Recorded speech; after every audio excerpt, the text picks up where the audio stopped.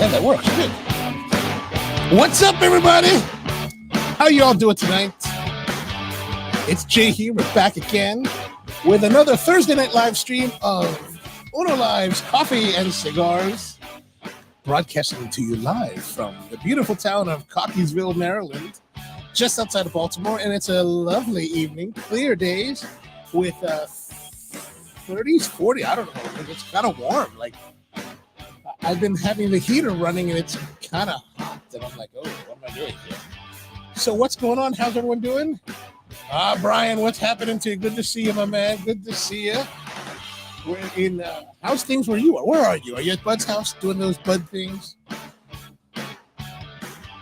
We are here. Sometimes I just think it's too long, but the weather, I don't know about you guys, but the weather was pretty good today. Like, I had to make a drive down to Springfield, Virginia, because I ended up getting this auction winning, and I got this chair. Not this chair. I got another chair. But that's the thing. I got this chair, and I've been trying to fit into it, meaning, I'm trying to get used to it, and it's very different. So I got another chair, got a great deal on it at this auction, and so I had to drive down to Springfield, so I drove all the way down there. What's up, Tony? How you doing, man? Good to see you. What's everybody smoking tonight? And so this chair is this thing called the Steel Case Leap. This one is the version 1, and it's a pretty old. Well, I guess it's old. I think it came out in 2000 or something like that. But it's pretty comfortable. But it was weird. Like, I had it now for like 3 weeks, and the first week was pretty like weird because like I was all sore because I think it just supports your body in different ways, So I don't know. I just made it to finish working. Gosh, I'm actually working too much, man. Too much. I just got from I just came off a Zoom meeting for a board that I sit on. I told them I said they're like, we won't have a meeting at 7. I said, well, you can have a meeting at 7, but I got something to go at 8 o'clock. I can't pass on. Di, how you doing, man? Good to see you. I was just at, on the way back from Springfield this afternoon I got back by lunchtime because I drove down there pretty early. My pickup time for the gear was at 10, so I had to drive. I left about 8:30 or so from here. Took about an hour and a half. A lot of traffic in Northern Virginia, of course. And I was thinking I'm going to go check out some things in Northern Virginia, but I was done by 10:30, so I was like, I'm heading back. And so I went to see my buddy Steve at Beato's Leatherworks in Falls Church and dropped him off some other shoes I want to have him fix up. And we just talk about the upcoming videos that we have released coming out from him. So here on the channel, I've got 2 more videos about Steve and Beato's Leatherworks coming out later this month on the 19th. And then another one that I'm scheduling right now sometime around March 15th. And that's going to be interesting because Steve came from Lebanon, but he's Armenian. And I think we touched about this last time. And I think like the one for the March release is going to be, I think it's going to be pretty deep. Like it's pretty deep. But anyway, so as I was coming back, I swung by, I don't know if you've been there, but there's a place in Arbutus called Halo Hawaiian. And they sell like Hawaiian plate lunch and of course, poke bowls, right? And which I never had. I refuse to have poke bowls. Like that's just enough to make me angry. But I must say they have their chicken katsu, right? So their chicken katsu, and they do a good job at it because the chicken katsu plate is way too much food. Like it's just too much. So it's truly authentic in that respect. So I always get the mini plate, right? And so for those of you who don't know, like the plate lunch in Hawaii are these lunch plates that have some kind of protein, typically like barbecue, teriyaki chicken, teriyaki beef, maybe like kalbi style ribs, and or chicken katsu, which is a breaded fried chicken cutlet. And it comes with what they call a tonkatsu sauce, which is basically Worcestershire and ketchup in a mix, and a little bit sweet. So that comes with like usually 2 scoops of rice and a scoop of macaroni salad. And if you've ever been to Hawaii, you've ever lived in Hawaii, man, it's what everybody eats. It's everywhere. And it is like the hallmark of like eating in Hawaii. And there's one place here that has it. So every once in a while, I'll stop by stop by this place and like you saw the Hawaiian, it is like it's like here's the real deal. Like, so yes, it's kind of pretty much a Hawaiian themed Chinese place. Yes, it is like a China, but when you think about it, Kwok, that Filipino guy that started L&L's drive-in, the really famous one that spread to the mainland, Ray Kwok, or was it Ray? No, not Ray Kwok, but Lee Kwok, whatever his name, Kwok, who's actually Filipino in some way, but he's actually ethnically Chinese. So all of the traditional Hawaiian like joints are really kind of Chinese joints run by Chinese guys. And so, but these guys, they give the serving like this. And so the mini plate, right, is just one scoop of rice, one scoop of macaroni salad, and then some of the meat. And it's really more than I should be eating. Like, it's already a lot. Like, I'm like, oh my gosh, that's a lot. And, but it's good because they actually do this really nice breading. And so, I was thinking about this today as I'm eating it. I'm eating this chicken katsu, and it's cut. And the reason it's called katsu is basically fried cutlet of thigh meat, chicken, and it's cut, right? So chicken katsu, cut, right? That's the Japanese term, katsu, right? That's why the original one is called tonkatsu, which is a pork cutlet. So tonkatsu, ton is pork in Japanese, katsu, right? And so, but it's good. It's good. Actually, if you ever come back up here to Arbutus, it's worth going to check it out. Like, the food there's pretty. Even the katsu curry, the curry that they use is the curry that I actually like. It's not the Japanese style curry. It's kind of like that weird yellow curry that really is like what I only see in Hawaii. Or maybe it's like the J&B yellow. I don't know. But anyway, it's pretty good. And although they do charge a lot more for it, so I don't really get that. And if I'm really desperate, I'll just make it. Like, I'm just like, I'll make it. But at least I don't have to make my own macaroni salad, which is the part that like really gets me. Like, there's been a couple of times where I've been like, I really have to have macaroni salad, and I have to make it. And then it just takes a lot of effort to make. And I'm making all this macaroni salad, but it's only me eating it. So it's a waste. Anyway, so good to see all of you. How's everything going? Craig's place. Oh yeah. I've driven by his place, and I keep thinking that I'm going to stop by the lunchbox lady and stop in. But like, I've only driven by it once. And today I was like, I got to go home. I'm going home. Because I have stuff to drop off, and I never get a chance to hang out anymore. Not like in the old days. All right, so we're here. We're going to be making coffee, right, and smoking cigars. Tonight's cigar is going to be the Just Some Kral. But our coffee tonight is from Mono Coffee Roasters. Actually, this is the last coffee that I have from Mono, from Faten. And this is the Worka from Ethiopia. It's a Yirgacheffe honey process, heirloom varietals from about 2,000 meters. So pretty nice. And it's a natural process. And actually, when I was smelling it earlier, man, it really had this pretty, like, fruity, like it's here, it says blueberry, smooth body, green apple. It kind of has that. I don't like that light. That's going to be better. Oh, Tony's cutting out. All right, Tony, have a good one. The earbuds are dead. Anyway, so the green apple is here, and it's actually smells quite nice. So we're going to brew that up right away. And since we've been doing this for the last 2 weeks or 3 weeks, I guess, because we had the geisha the first week, we're going to still use the Rattlewear cupping brewer. Oh, and I've forgotten something again. All right, so we're going to do 24 grams. Put that in the bottom here. And then we're just going to add our water, 350 milliliters, starting our timer.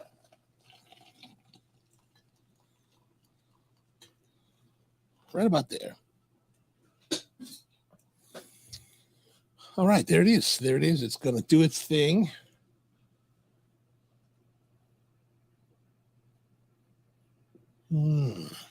Not bad smelling. So how was your guys' week this past week? Did you guys do anything interesting, or? Anything fun? Smoked anything good? Brian, did you get to did you get to be the new Grand Poobah?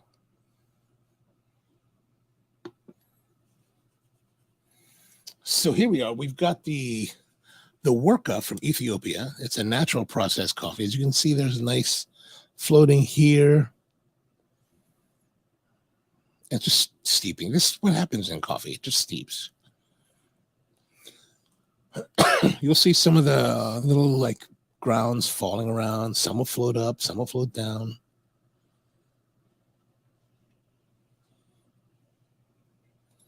Steven, how's it going, man? How's things in Phoenix for you? Got anything smoking going on over there? All right, we've got the coffee. This is the Ethiopian Natural, the Worka from Mono Coffee Roasters in Saudi Arabia. Really a nice smelling coffee, and it's a little bit on the lighter roasted side. They really like lighter roasts in Saudi, but I've actually been enjoying it. Steve said it's warm. Oh, how warm is it out there? Like, are we talking like 80s or higher, or just like 60s? Because Phoenix that's not considered high desert, is it?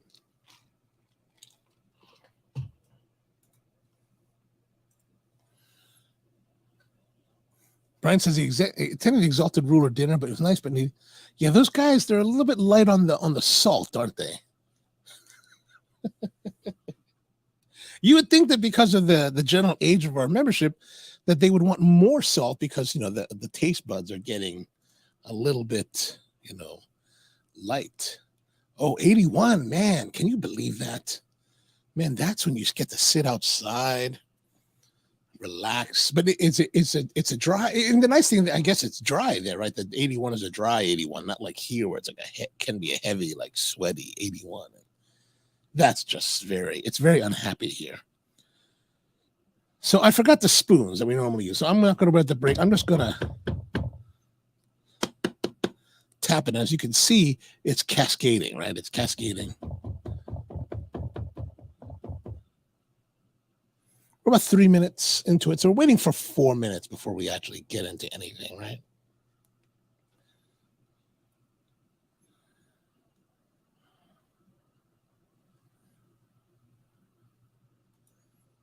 So Phoenix is below sea level. Does that mean that it gets... Oh, so it is low desert. So that's low desert. So it's does that mean the weather is similar to Vegas most of the year? I know Vegas. I'm familiar with Vegas this time of year, and that's quite pleasant.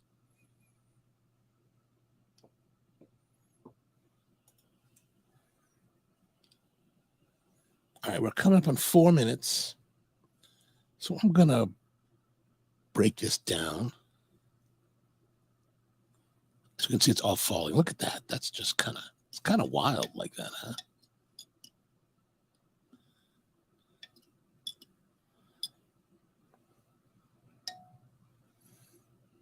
That's the thing I've been doing these last few weeks is just all the coffees that I got from Saudi Arabia. I've been enjoying them.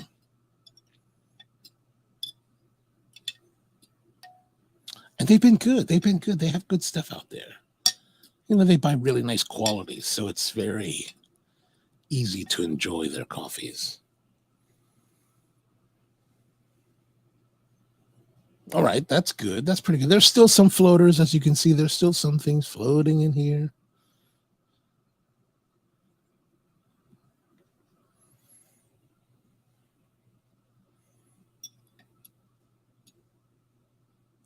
I'm going to stir it a little bit to maybe push it down.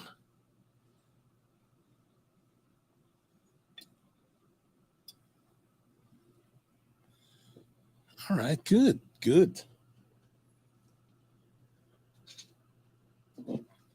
And then we're going to decant like last time. So before we decant, we're just going to take the plunger. And again, it only fits so well into the waist. And then you really should use 2 hands to pour it.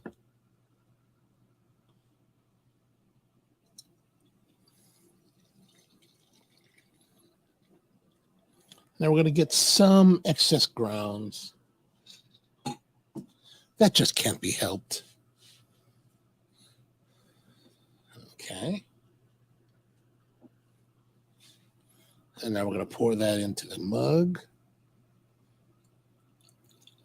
See if we can prevent some of these excess grinds from getting in.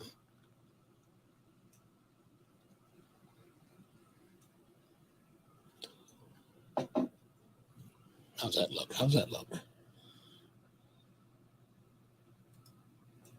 Oh, Vegas is 2,000 feet. Really? I didn't realize. Oh, I didn't know that. Okay. Oh, so does that mean that Phoenix gets hot because it's low? Like Death Valley is really low, right? So Phoenix is much hotter because it's lower, and Vegas is cooler because it's higher. Is that correct? Oh. Currently 79 in Phoenix, 73 in Vegas. Okay. Oh, okay. Nice. All right, let's give it a try. We're going to try the coffee now. Let's try the coffee.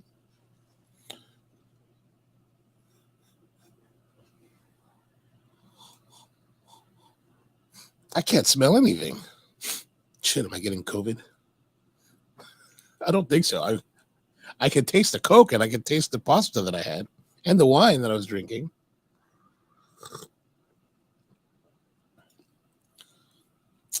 Both Phoenix and Vegas suck. Oh yeah. I've been to Vegas in July. It's terrible. Well, but you know what? I mean, it's terrible because it's hot, like blazingly hot. But in many respects, it does feel a bit more bearable than some of the worst days here in Baltimore. You know, because of that humidity factor, like it's scorching in Vegas. It can be scorching, but I don't know. I kind of like you don't sweat in the same way, right? Like, for example, like you'll sweat in Vegas, but because it's very arid, the sweat kind of wicks away quickly. Where here, you walk out and you sweat, and it's like you're just like soaked for a long time. And man, that's just the worst. That's just the worst. I think it's the worst. All right, that's pretty good. Actually, it's nice and smooth. I think it's going to really improve as it gets cooler, because right now it's still a little bit on the warm side, so some of that flavor is occluded, but it's a juiciness to it. It's got a clean finish. I'd say kind of medium to light body.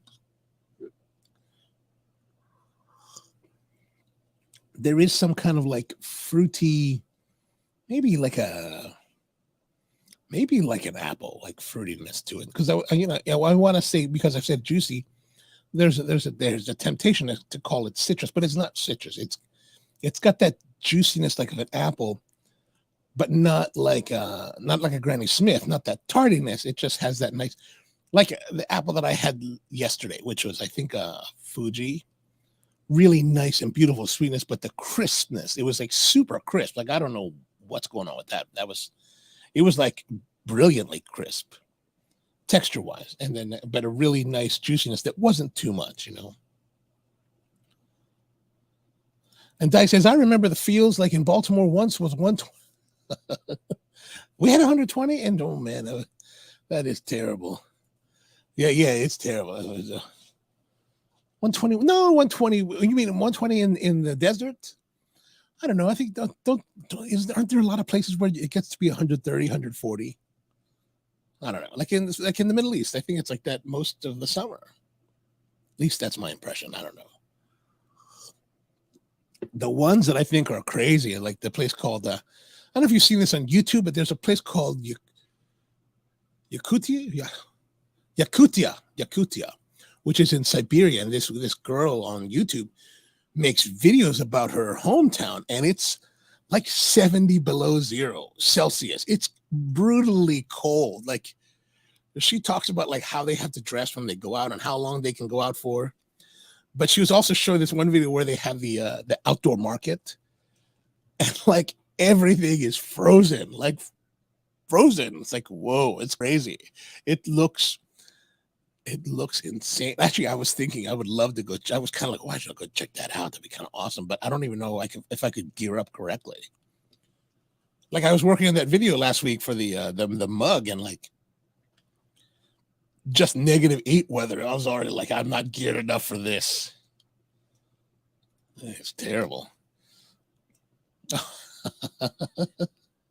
That it could. That's why they wear those robes, those thoves, the white ones, which are really surprisingly cool. Like they're super cool and like cool to wear and also cool like to wear. Yeah. All right, time to move on to our cigar of the day. Today's cigar is the Just Some Kral FVF TBA. This was released a couple years ago originally because, in 2017, I think it was 2017, the FDA, the Food and Drug Administration of the United States, decided they were going to regulate cigars, and they were going to regulate cigars for all cigars released as far back as 2007. So 10 years they went back. And so, of course, that caused a lot of problems in the cigar industry and a lot of anger. And Just Some Kral, which I don't know if it's Just Some Kral as a person or a company or whatever, or both, was angry enough to call it the FVF TBA. And you can actually see it on the label. It's kind of light. It's a darker cigar. Like, look at this wrapper. I would say this is, dare I say, this is a Maduro in shade. All right, look at that. And this one actually I got from, I went off book and got this when we were up in Delaware for the chili cook-off back in November that Rusty was participating in. So I got this from Widmer's Tobacco out there in Delaware County, just south of Philadelphia. So $10.50. And as you can see, here's the band. The band, do close up the band. Yeah, there it is. Just Some Kral. There's a big lion. So dark wrapper, oily wrapper. A little bit rough. There's a little bit of a blemish right here. Not a big deal. So you drop dead in a cool robe. Well, if you're going to drop dead, you might as well drop dead in a cool robe, I think. Don't you think? Like, remember in the movie John Wick 3, right? John Wick 3, he has to, after he leaves Halle Berry, he has to head out into the desert, and he finds that the Arab guy. If you're going to drop dead, why not drop dead just like that dude? Okay, so light manure, barnyard, kind of what you expect. All right, time to cut with the MTX cutter from Xikar, our official cutting. All right, there it is. Just a little bit off the cap. All right, so we're going to have to grade this, right, for our cigar grading. So I got my form ready to go. So first of all, we're going to look at our wrapper color. Wrapper color is pretty dark. Like, it's down there. It's pleasant. It's not, it's actually kind of, the barnyard is actually kind of light. It's not really pronounced. Is it enticing? I'm not sure yet. And Rusty's here. What's going on, Rusty? How are you, my man? Good to see you. How was the snowstorm last week? Did you guys actually have a snowstorm? Ooh, so the draw is super tight. And there's no foot on it, right? Like, there's no shaggy foot.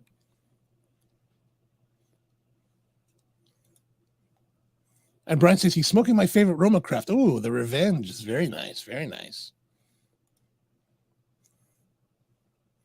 Okay, so this is super tight.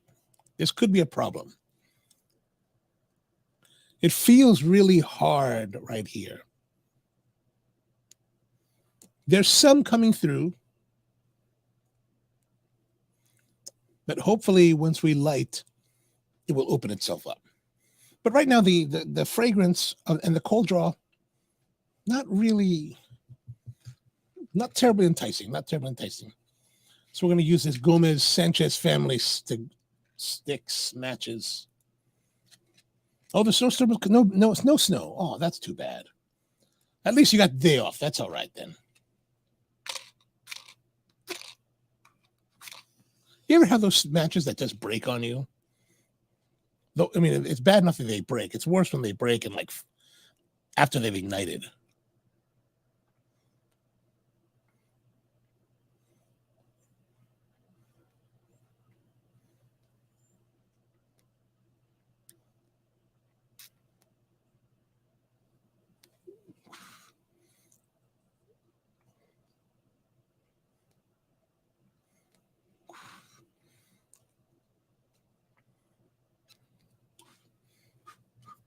Oh, don't burn my tabletop.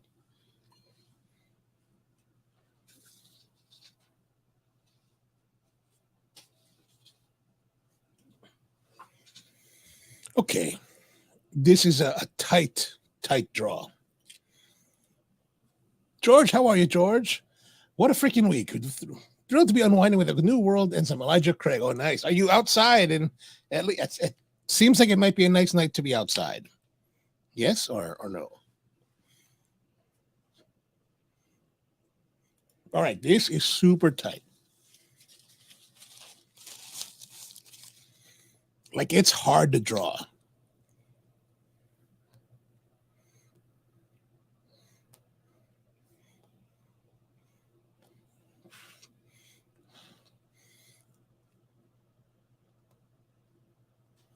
Like it's so tight that you want to bite it right here on the end to try to see if you can get it to open up. I'm biting it. It's not helping. It's super hard. Like right here, like right there, you can feel the hardness. Like, okay, I'm going to try to squeeze and roll.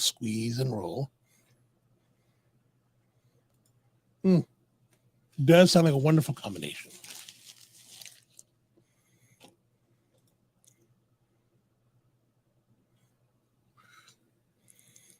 Oh.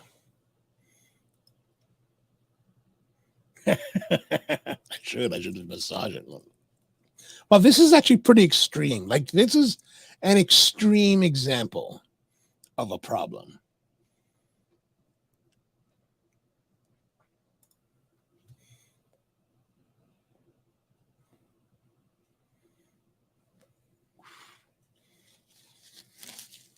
Like, you know, it's so tight that you're focused as a smoker, you're focusing on the tightness and how to alleviate the tightness rather than any kind of pleasurable sensation from the flavor of the cigar.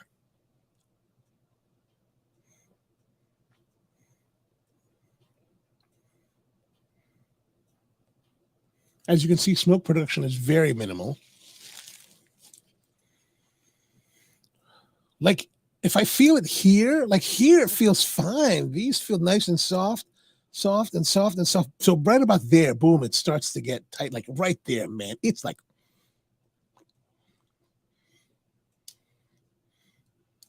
man, it's like the FTDA, right? You just like,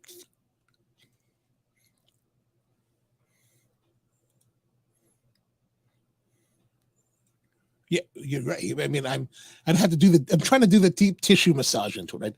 Deep tissue. This is deep. Like, look at this. I mean, you can probably see the camera. I'm really like squeezing the crap out of it. Don't worry, George. There's always a backup cigar just in case. But we're going to go as long as we can because this is the featured cigar of the night. Man, it's so like basically from everything from this point back is just like whoever did it, they just like rolled it super tight. They're just like, rag.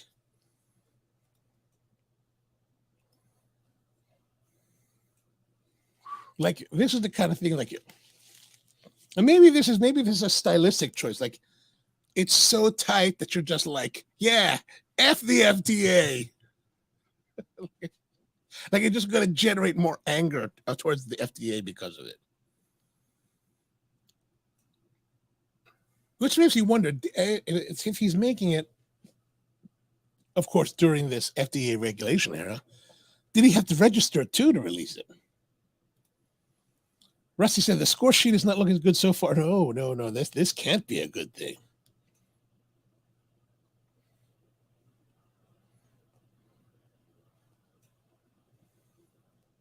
So that was something I was just thinking of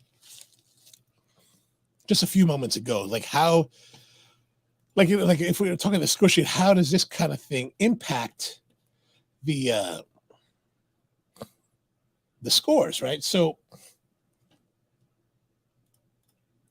yeah, I gotta be careful with that. All like crazy. But like for example, let me oops.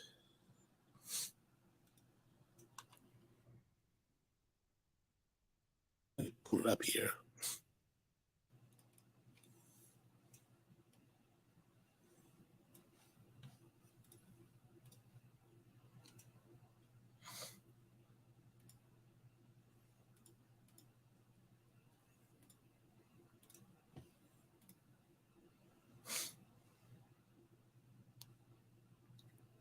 All right, so here is our score sheet, right? So as you can see, let me make it a little bit bigger. We got wrap, fragrance, and cold draw. That's really kind of like, I think that would be impacted. You know, part of it, well, actually, the point I was thinking is like, I'm thinking about defects, right? Like, would this be considered a defect? And I think not, because this performance of the burn and cold draw, right? The burn and draw, as it is so difficult. If there's a category, burn and draw, that would be, I would say probably here for quality of burn, quality of draw, very low. All of it very low. Well, actually, the burn probably more kind of moderate, because the burn seems like look, it seems to be burning all right. It's just that the draw is terrible, horrible. So, you know, we might be down here. Now, the thing is that because there's a poor draw and burn, or at least poor draw, that will affect everything else, all of these other third categories, because you're not getting as full of richer flavor experience as you would without it. So you don't really need, it wouldn't be considered a defect with points deducted after the fact, but rather it will impact pretty much throughout the scoring, if that makes sense.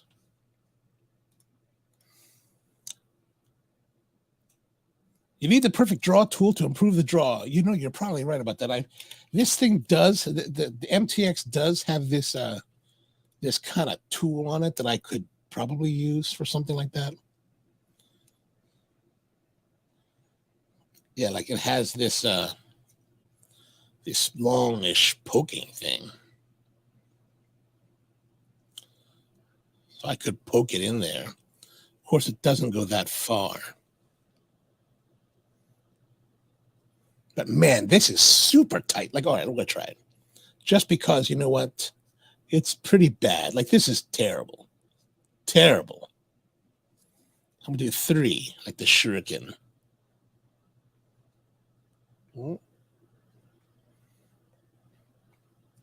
Better. Improvement.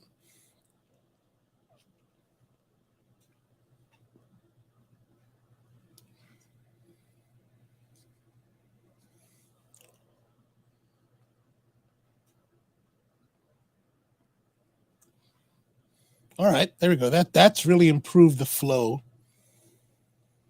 by poking I poked 4 holes into it. Isn't part of grading a cigar smoking 2 or 3 for a final grade? I think that, you know, if you want to get a very thorough, yes, you should probably do multiples. Like, for example, the coffee scoring sheet that this is based off of is actually grading the coffee over 5 separate samples. I think the best way to do this kind of thing, if you really wanted to get a solid overview, would be to at least three sticks each of them graded separately, and then using the average of the three together, or maybe the best score of the three to get a better determination. Or I think maybe average is probably better.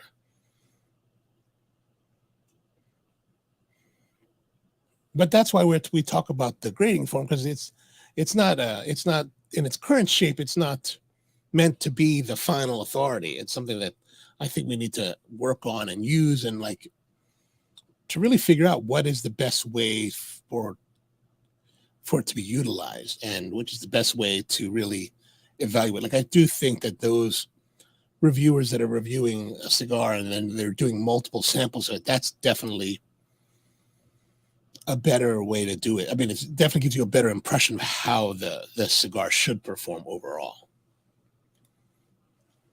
Yeah, I'm with you on that. I am with you guys on that. However, for the purposes of the show, we only do one.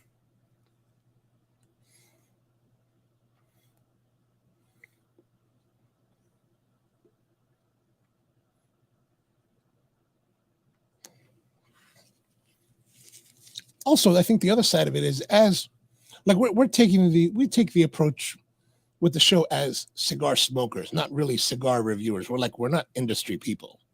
We're not trying to be industry people necessarily.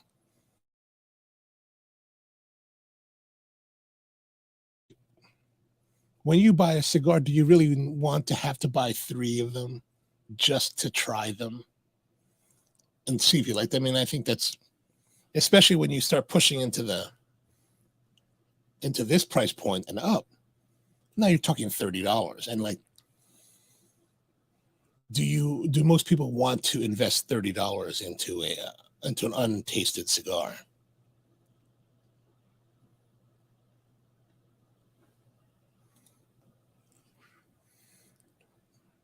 Yes, before, when you buy the cigars in the store, you only buy one.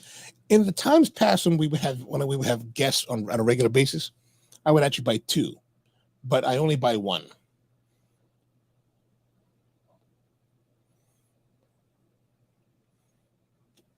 I don't normally get a second one. If I do get a second one, it's typically for me to smoke at some point just for my own personal enjoyment. But for the most part, when I'm buying the cigars, I usually just buy 1 of each. Again, it goes back to that whole idea that as a cigar consumer, like I don't think that, as at least in my practice as a consumer, when I would try out new cigars, I wouldn't buy more than 1. I would buy 1 to try and see how it is. Now, if it was really, hopefully there's something in that cigar that maybe if I didn't like it initially or something like that, that there was something in it that I would find interesting enough that I would, okay, be willing to try it again. But, and I also think that it's one of those things where, like, the higher up the price spectrum you go, the more you're expecting to be wowed. Like, once you get to those points of, let's say, like the Dunbarton stuff, or the Wawense, the Nick Melillo stuff, once you get to their price points, like I think when you buy a cigar, like, you're expecting an experience at $15 and up, like, you're expecting an experience. So I think that it's one of those things where, like, as a regular consumer, you're just not going to buy 3 or 4 or 5 of them just to try them out. I don't think. I mean, I could be wrong. You guys might be doing that. I don't know. You could use data viz software like Tableau to catalog and compare. Oh, I would have to look into that.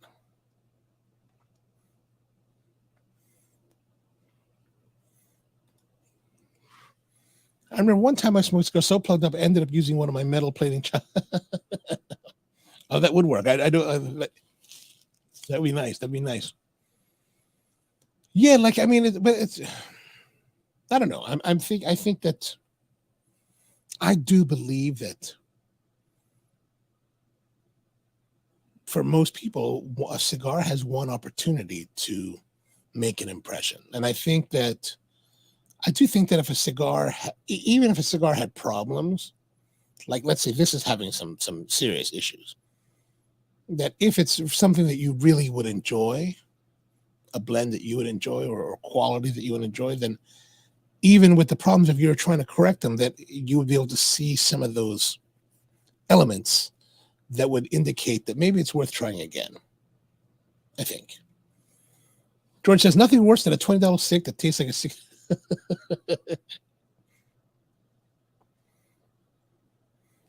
I mean, really, the cigars that we're talking about nowadays, 13 and up. I mean, that's a lot of money. It's not a little bit amount,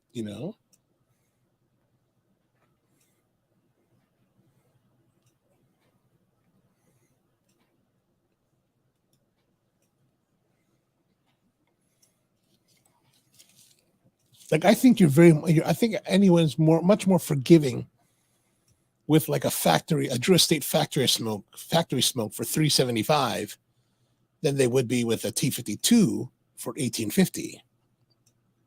I think.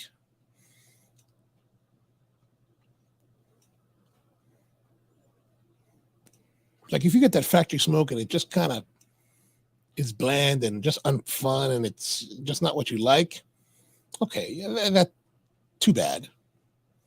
But if you get the T52 and it like is off and like plugged or something, and the feeling is much more acute. It's just like much more painful, right?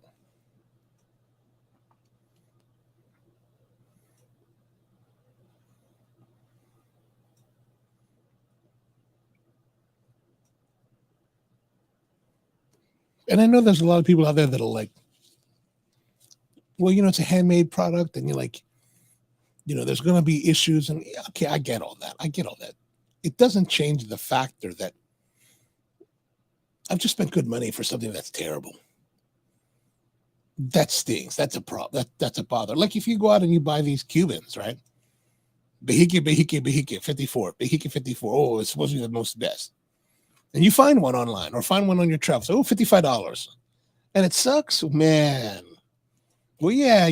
There's all kinds of problems, sure, but man, it sucks and I think it just stings. It's like that time I was in London. I went to James Fox. I got stuck there for like 12 hours at the airport, and so they're out there like we had 12 hours. So I was like, I jumped on the tube and I trucked it all the way down to central London and went to James Fox.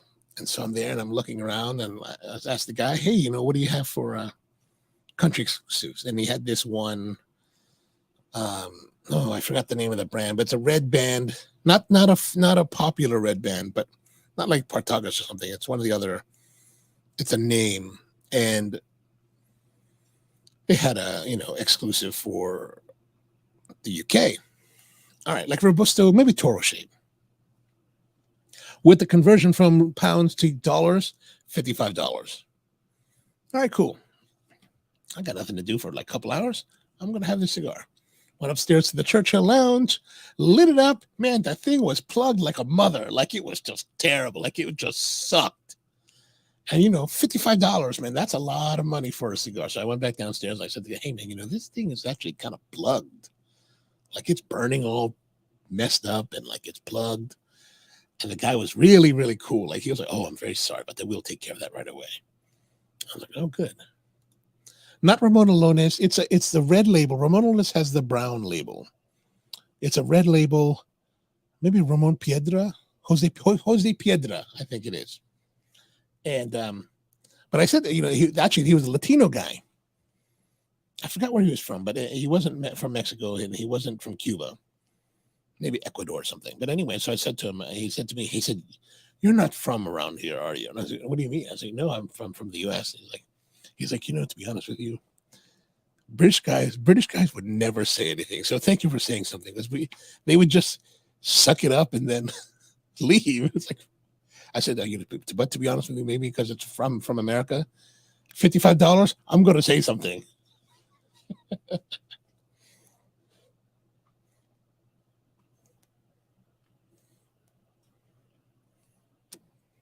hope to go there soon again. Yeah, actually, that time I went down. I took the tube in, and really, it's nice because when you leave Heathrow to go to Mayfair in Central, it's just basically one line. I think it's the Kensington line. You jump on the train and you just never get off, and then you get off and you're there, and you're like, here I am, Mayfair.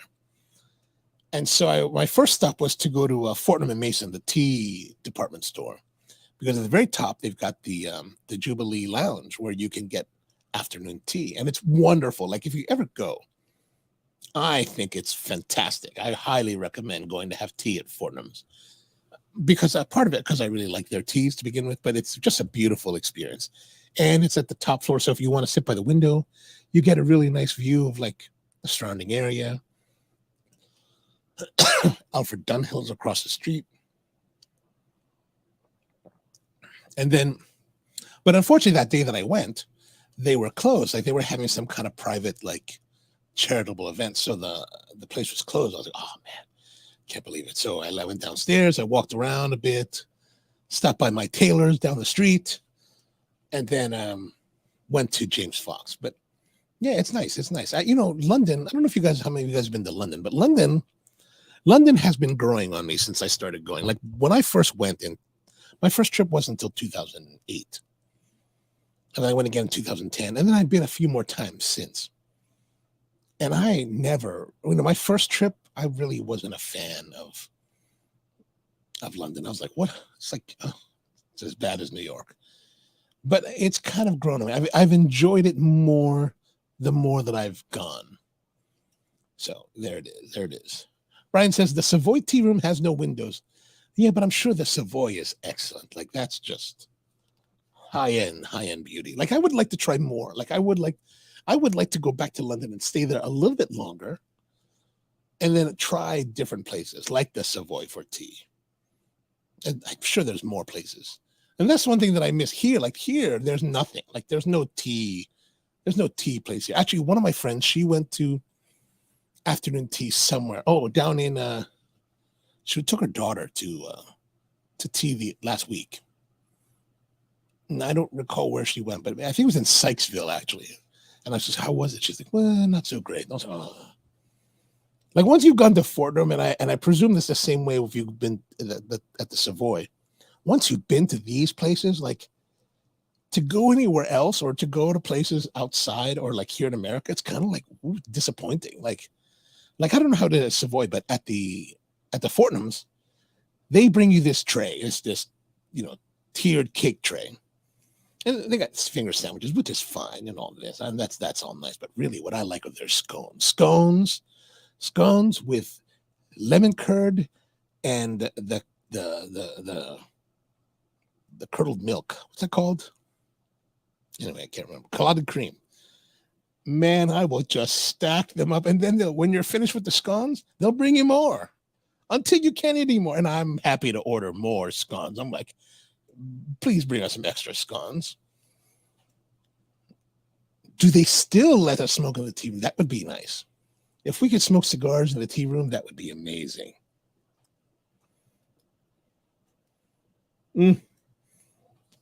So I found a place. So one year, in 2014, a friend of mine bought a flat in Kensington, just off of Kensington High Street. Really, actually old, like an old place. Like it's like maybe 4 stories, but old. But it was like ridiculous in price. Like it was millions of dollars for this place. I was like, oh my gosh, man, crazy. So I stayed there for a while. And then if you walk if you're at Kensington High Street and you walk north towards Notting Hill, you get to the next major road, which I forgot the name of the road. But right there, like if you walk out of the Kensington High Street tube station and then you walk north, right, up towards Notting Hill, the next street, where the next station, right?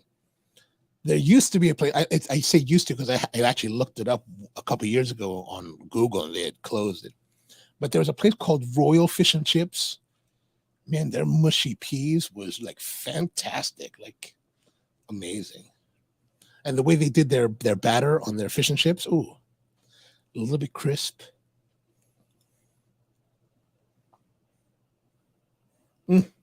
Savoy brought the food. Excellent.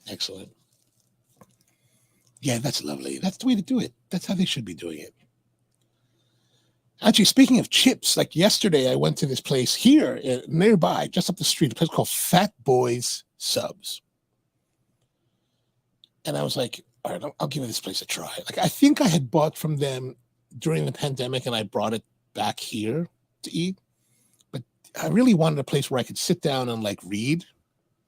So I went there, ordered their cheesesteak sub and their fries combo.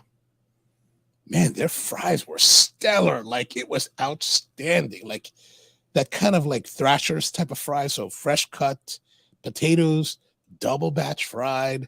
Like it had this beautiful like crispness to it.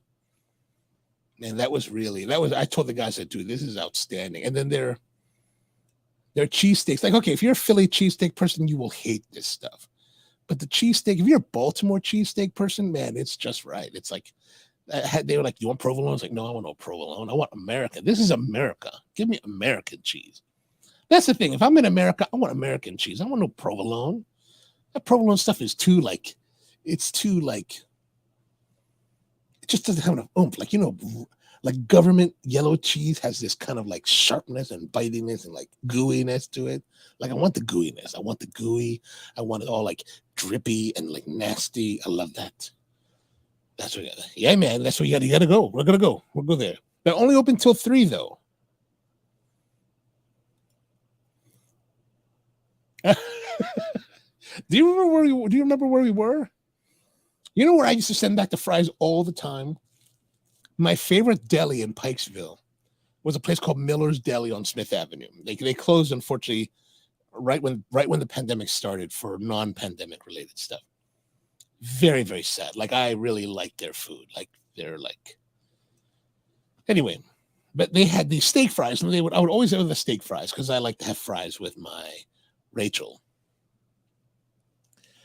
And man, they never let the oil get hot enough, right? So they would put the fries in, it would soak in all the oil, it would heat up and then fry, and then they'd serve it. And it'd be like you could squeeze it and get the oil would be dripping out of it. That's how cold they put it in. And 9 times out of 10, I would go there. That's how they would serve it to me. And even when I told them, make sure you cook it well, still were oil laden. I would always send it back. Like 99% of the time that I went there, I had to send it back. Rusty says he always ordered, but the problem with well done is like I just want it to be cooked crisp. I don't want it to be brown. Like I don't want you to burn it and make it like I don't want it to be like Andy Caps, right? I want it to be like crisp and fluffy on the inside. Right? And this place, yesterday's fries, was that really kind of like you know when you like it had the crisp. There was a crisp texture. The texture was something reminiscent of not Funyuns, but the Munchos. You know those Munchos potato crisp? It had kind of that weird crispiness to it because the inside is so well textured, is so well steamed that the outside gets kind of that craggliness to it. So it got this really beautiful crispness to it. Oh my gosh. George says Olympian cocktail. Oh, Olympia does. You know what? I grew up when I was young.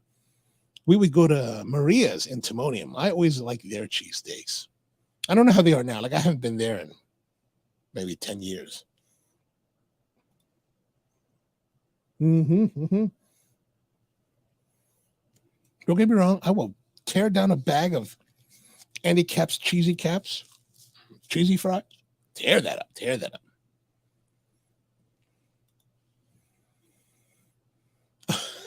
Yeah, but it's important, right? Like you have to fry it just right. Like you have to do the first frying just right. And then, like for example, like when I make roast potatoes, like for example, right? I'll take the potatoes and I'll boil them, right? Boil them in water, just salted water is fine, but boil them in water 10 minutes or so, right? You cut them into chunks and then you boil them in water so that they're just starting to like crumble, right? They're crumbly. Like if you kept going, it would become mashed potatoes. They would just fall apart, right? And then you pour out the water, use a colander, pour them into a colander, get the water, put them back right away in the big pan, right? The big pan. And that residual heat in the pan helps to dry them out. And then you shake it so that it kind of damages the texture or the surface of the potatoes. And then you roast those suckers with some oil. My God, that is just until they're beautifully crisp and like brown. Holy God. Try that. I think you will enjoy those roast potatoes like you've never enjoyed roast potatoes before. Ooh, Boba Fett. You know what? I have not seen episode 7 yet. I have been kind of busy. Actually, yesterday I was just so tired. I went home at like 6 o'clock and I was like, I'm going to bed. And then I woke up 6 in the morning or 5 in the morning. So no, I have not seen that. I will have to watch that. Maybe tomorrow I'll watch that. Just saw a clip on an English steakhouse in the US. 72 hours chips. What? Is that on YouTube?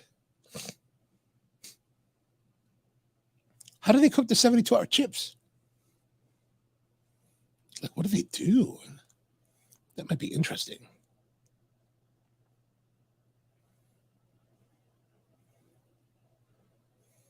You know, speaking of fries, I've been having like pretty much terrible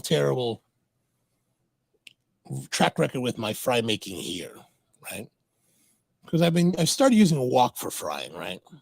Because it's just shallow and all that. Saves a little bit of oil. But the problem is that, you know, the burner that I'm using is one of those tabletop butane burners, so it just doesn't have the oomph. So if I put too much fries, it just doesn't, it takes too long to recover, and it gets a little bit greasy. It doesn't get as beautiful. So I've been trying much smaller batches, which works fine, but it's just like, oh man. For a while there was terrible. All right. Find the link. Let us know. We're curious to know these things.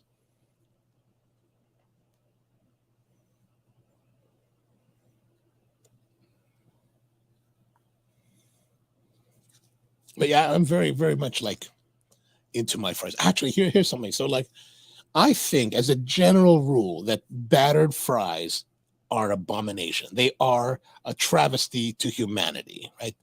Fries should not have batter. They should just be fries. Just potato, oil, salt. That's it.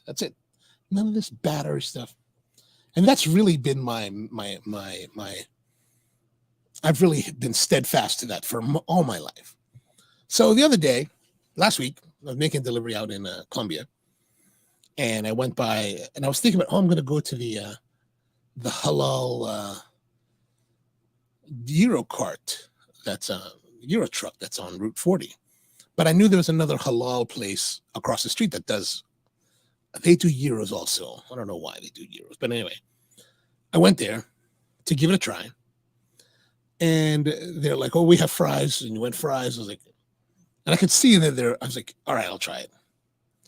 And you know what? Their fries were really well done. Like, they're battered, right? But they didn't have that like seasoned batter. They had the lightly seasoned batter. And the batter, but they fried it so crisp that the batter wasn't like, it was actually well executed. So I really did enjoy them. The only problem was that the chicken gyro, the guy across the street, the old guy across the street in the truck at the Sunoco station in Ellicott City on Route 40 heading back into Baltimore, man, next to the Bolero, he's awesome. His chicken gyro is delicious. The place across the street, kind of bland. Triple cooked chips. Oh, what's that all about? All triple in oil? Or maybe like boil, oil, and then oil?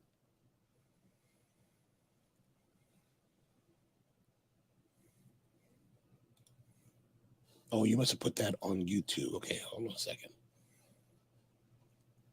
Here's the trick is that on my, I'm going to pause that. On my,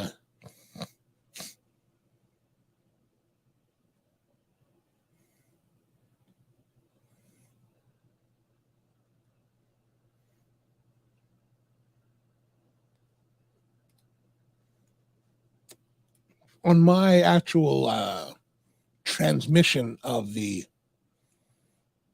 stream, it's in a different system than YouTube. So some of the links that if you send links in it won't show, and Normally, if you put a link, I think I'm supposed to approve it, but I don't see it. Did you post the link here, Rusty? Because I don't see it on the controller. Maybe I'm missing it. Let me see. Let me look here.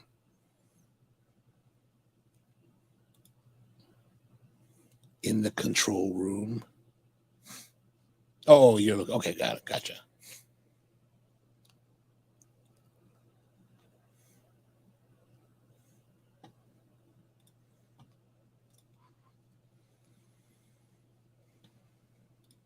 We are standing by. So Brian had triple cooked. Where did you have the triple cooked?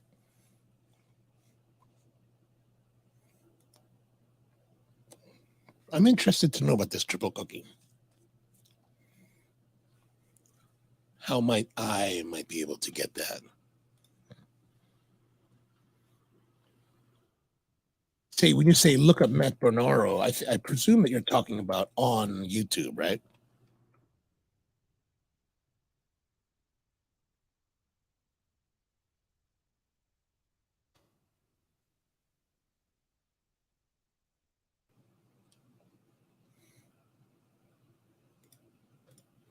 Oh, had it in Europe. Interesting. I'm presuming that it's the Hawksmoor one, the British style. Oops. This one?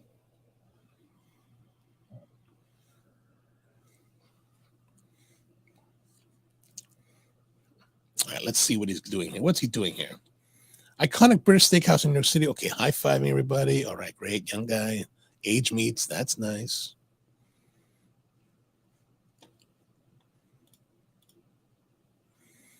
Look at that. Looking nice there. Nice. All right, trimming it out. Nice. Where's the fries? Okay. Oh, nice grill. Oh, desserting. Nice. That's cute. Oh, they're doing that style. Yeah, yeah. Nice with the sear, and then put on the side. I like that.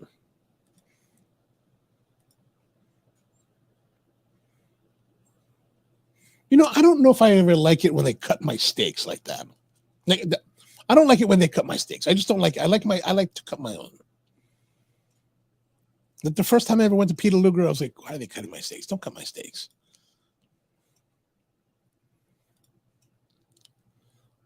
It's America. I have rights. Oh, tenderloin, nice. Where's the fries? Oh, no, that looks good too. Mm-hmm. Ah, here we are. Okay. Let's see what this guy has to say. We will share let's see if we can watch it. Let's put the audio. Can I put the audio? 2 of the triple cooked chips. I can't put the audio. Triple cooked chips. All right, let's see here. From the shuffing. Oh, I know what we're gonna do.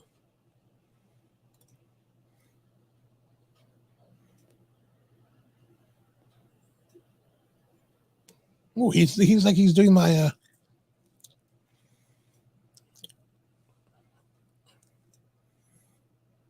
Okay, so they are boiling. They boil it, right? Is that it? Is that right? They boil it to get that texture, and then he does that first fry, and then he'll stick it the next fry. I like the way they look.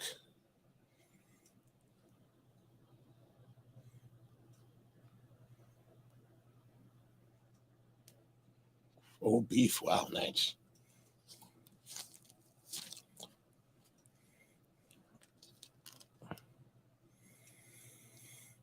I've got a whole several pounds of beef fat that I'm going to make in tallow. Oh, that looks good. That looks good. All right. So I can see more frying. But here's the thing for me, though. Like, right, the fry, all that looks great. All those sides, fantastic. Look at those fries. They do look good. But what I want is some rice with my steak. That's what I want with my steak. I like rice.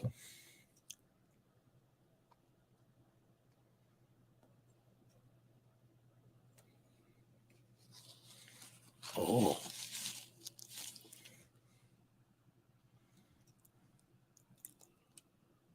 That does look like a great place, though.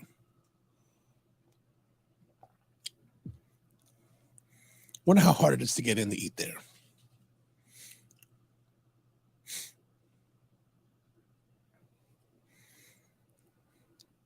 All right, we'll have to plan to get there one day.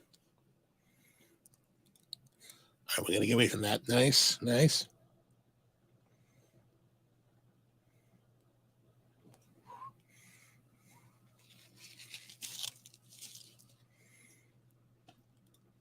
Okay, Rusty says, "Oh, can you take a quick survey for me that has to do about cutting pancakes? Cut as you eat, or pre-cut and drench with syrup before eating?" Me personally, I like to cut as I eat, and I like to syrup as I eat because I like to control the amount of syrup. To me, the idea, what I do though, is that I want to get the butter prepared. Like when I order pancakes, I want to have the butter ready, and then when the pancakes come, because who knows wherever you are, how long it's been sitting in the window, right? So it's losing the heat. I want to melt that. Like nothing makes me more irritated than like congealed butter on my pancakes. Like I want it to be all melted in. So I will like take the butter and then lift the layers and then butter each of the layers. And then I like to see, to me, that when you like I don't normally syrup my pancakes like all at once or a lot, because to me that's just decadence. That's just too much decadence. Like that's if you're like in a super celebratory event. I like to cut, sauce or syrup, and then eat. I don't know. What do you guys think? Drop in the comments. Let's know what you think. Do you like to cut as you eat, or pre-cut and drench with syrup before eating?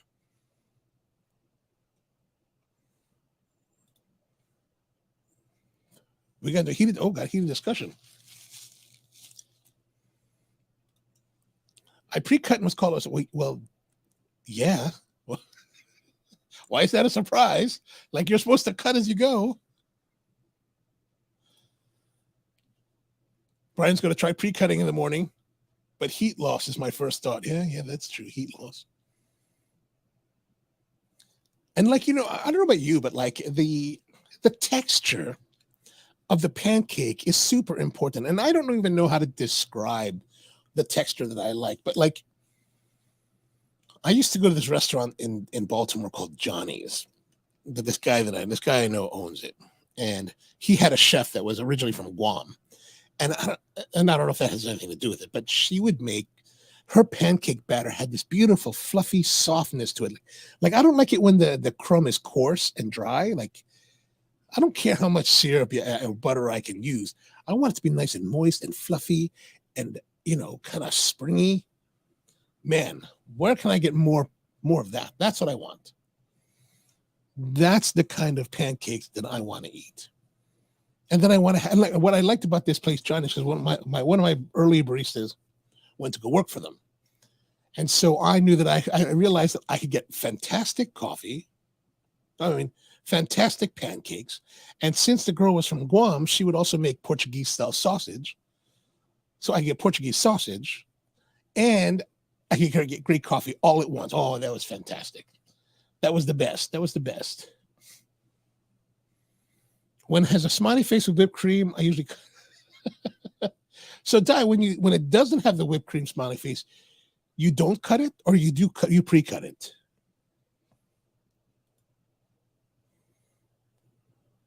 English custard powder.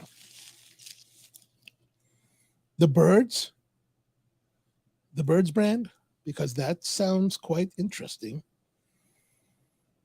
I haven't been making it recently, but I was making for a while the souffle style pancakes you find in Japan, where they're like super like fluffy. Those were kind of fun.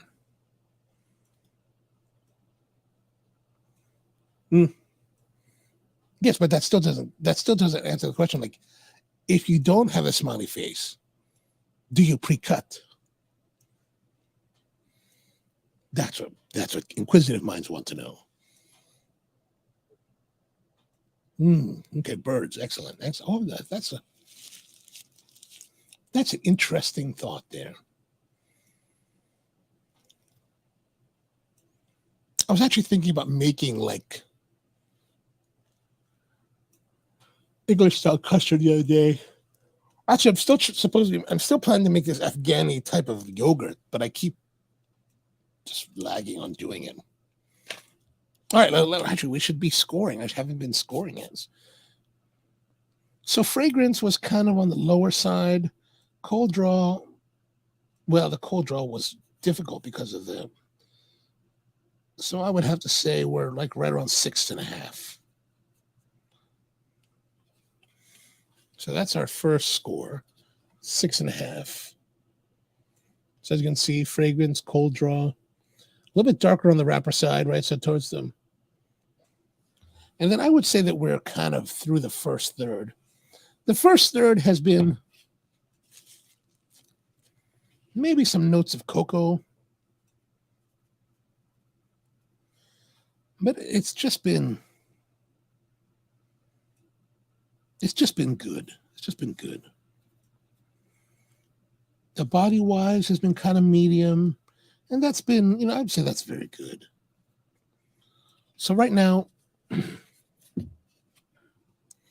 I'm saying very good plus for the body, but just very good plus for the flavor. Like, it's good. Just good plus. It's good. It's good.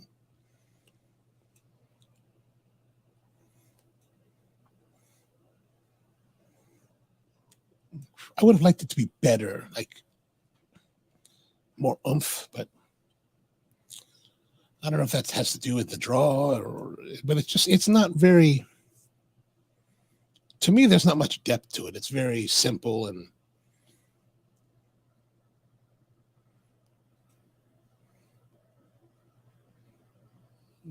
like it's definitely, it's not, I wouldn't say it's a light cigar. Like it's got some depth to it. It's got some heft to it, some heaviness to it. Not a lot, but a decent amount. And, honestly, this is the kind of the cigar that I think would be an apt term would be the smoke, the golfing cigar. It's got, so far, good flavor. Not terribly challenging, not terribly engaging, not terribly, like it doesn't demand your attention. Like I'm just smoking it and, I'm not tired of smoking it, but I'm just smoking and it's just going on. So it's kind of like the ability to, it's kind of like what you would smoke on a golf course. Like, you want something that you can occupy yourself, enjoy the moment with whoever you're talking to or is playing with.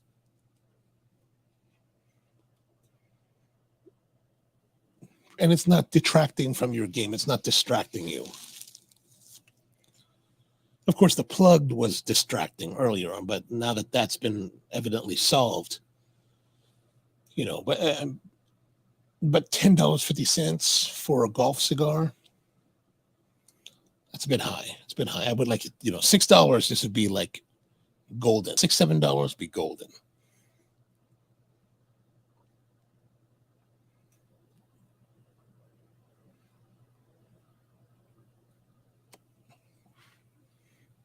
How's everything you guys are smoking? How's that Roma doing for you, Brian? And then how's the New World doing for you there, George?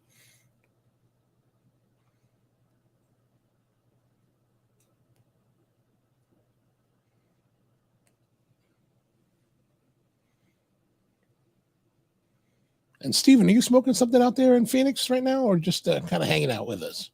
If you're still, presume you're still there.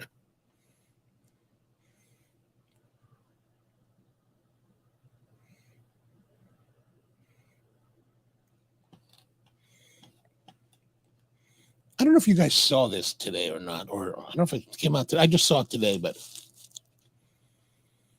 I'll show it to you in just a moment here. So this, I just saw this. I was kind of found it to be rather humorous. Russian gallery security guard accused of drawing eyes on painting. So this painting here, right? Who is the artist is Anna Leporskaya. It's called Three Figures. And these do not have eyes. So evidently the story is that this new guy, this Russia, it's in Russia, this in Yekaterinburg and so in December, this Russian guy got a job as a security guard. On his very first night, he takes a ballpoint pen and draws these eyes, these circles on this painting. And I just thought that's funny. I thought that was funny. I was like, man, that's like, it's terrible. Like, people are just, I'm sure the art world is outraged, but it's just kind of funny. Especially his first day, he's like sitting around all night long, bored out of his mind. And this museum is like, I'm going to draw some eyes and see if anyone knows. I think they're going to prosecute him. And that's what they're talking about in the article. But I thought that was fine. The Roma started out well, but then got nasty. So oh, wow. That's just brutal. Really, I wonder what happened to it. The number of revenges that I've had that I really didn't enjoy, maybe like 2, and all the ones, maybe 4. Let's say 4. Like the first one out of the box that I just got that you sourced from me, which I did need to get to you. The first one I got was pretty like sharp and harsh. I think that was because it was still kind of like on the drier side. So I didn't try it for a while after that because.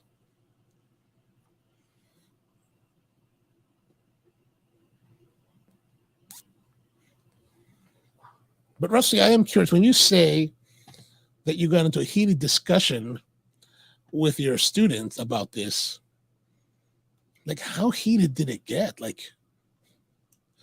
you guys were throwing stuff at each other?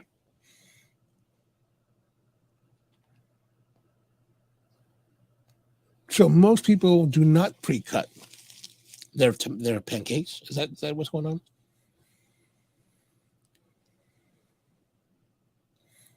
But yeah, I'm still on a quest again to find another place that has pancakes that I really, really like.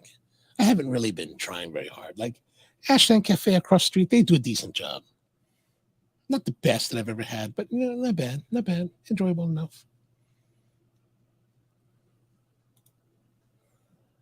Whoa, kids were screaming.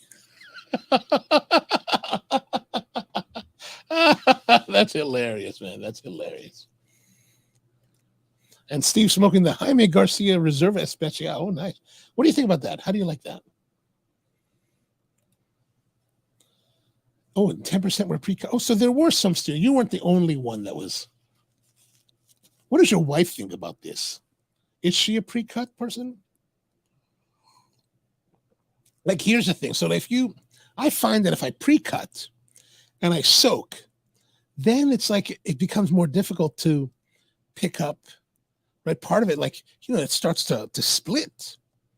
I don't enjoy that. I think it's too laden. I don't want to be too late. I just like it to be coated with the syrup.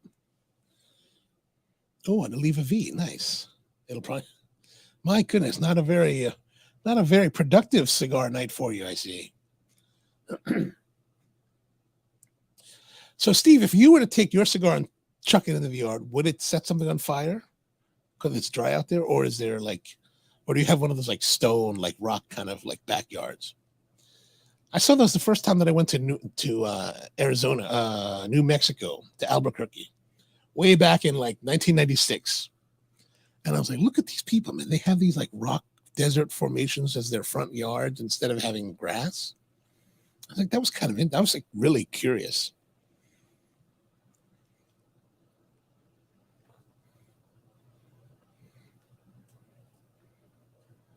I did some of my best photography that trip. These beautiful scapes there, some night shots. Actually, I'm working on this this photo challenge right now. That there's a group called the C47 here on YouTube, and I joined their photo challenge, which is we're supposed to take black and white pictures with a black and white film camera, and I'm just not doing it. I'm like terrible at it. Like I shot a couple things today, but it's like. It's so difficult to get into the mindset of shooting with a camera like stills. It's really been a challenge. It's been a challenge. Amy's team pre-cut. Okay, all right.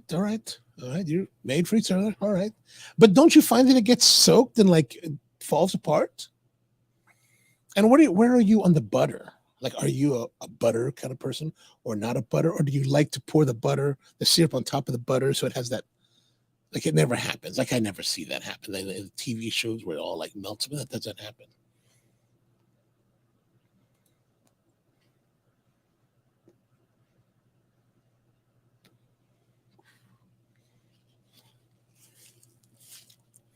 What I find is that I tend to like eating at home more than going out in a lot of respects, right? Because it's a lot more work, but I can get it to the way that I want it to be, like just right.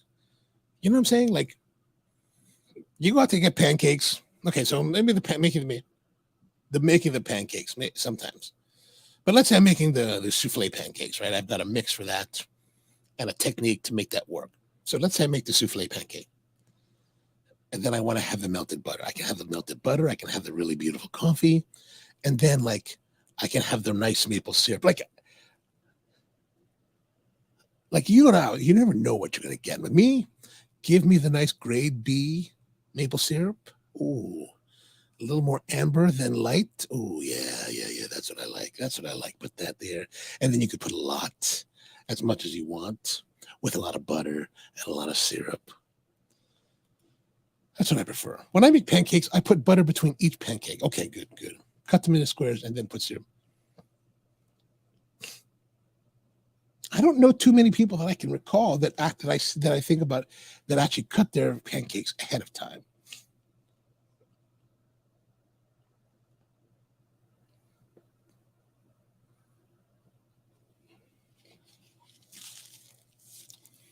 Is there a particular theory behind pre-cutting?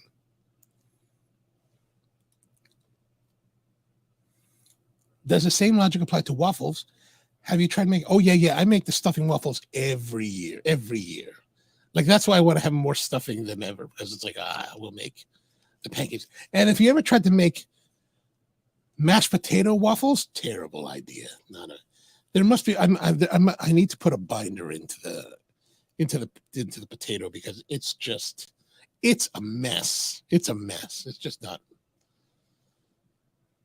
But the waffles, like what I really want for waffles, and it's so difficult to get. Like, I love the waffles that are like nice and like they're like crisp, right? They're all crisp everywhere. Like that Lego My Eggo stuff where it's kind of spongy. I hate that. That's just not fun for me. I want the deep with the big like I don't know pits. And the walls are like nice and structured and like crisp. And then what I really want is to have like the hot butter lathered into the little crevasses and then pouring the syrup on top. So it's this beautiful yellow and brown or like a butter mix of like, so it looks kind of like an abstract painting. Oh my gosh. And so it's all like, so every like cut you break and like there's like little wells of like butter and syrup sliding out and you're like, oh my God, man, that would just be. That'd be amazing. Steve says, I know I have a water system. Cost me a small fortune to keep brewing. Oh, wow. Okay. Instead, 3-step and a good toss to street. Oh, okay. Oh, water system. That's amazing. No theory, just did his. Okay. Got it.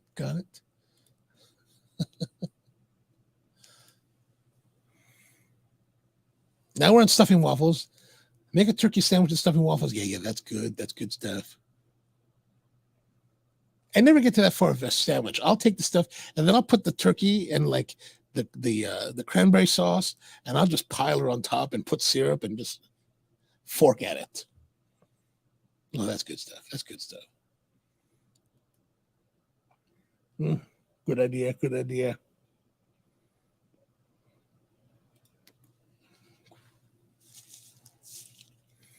So I think we're not done our second. We're still smoking. It's burning all right. Like it's burning even. The flavor's about the same, like just good. Nothing terribly exciting, nothing terribly disappointing.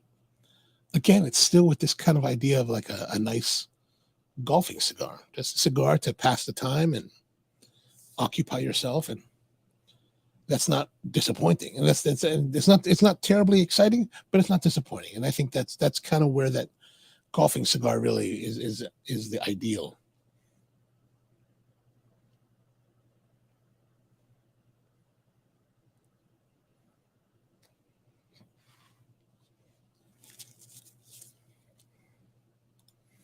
Oh, there's so many theories on the art of eating, so many.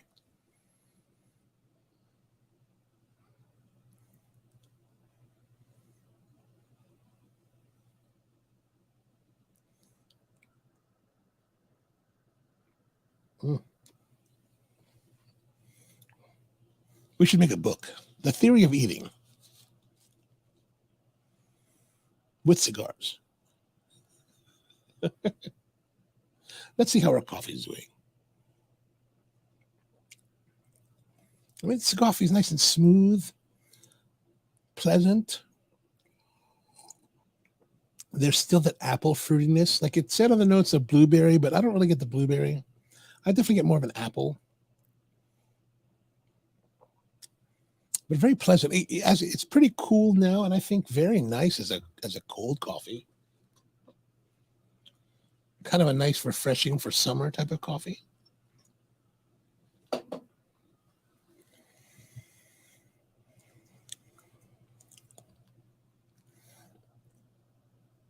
Oh, we should look at our little mailbag.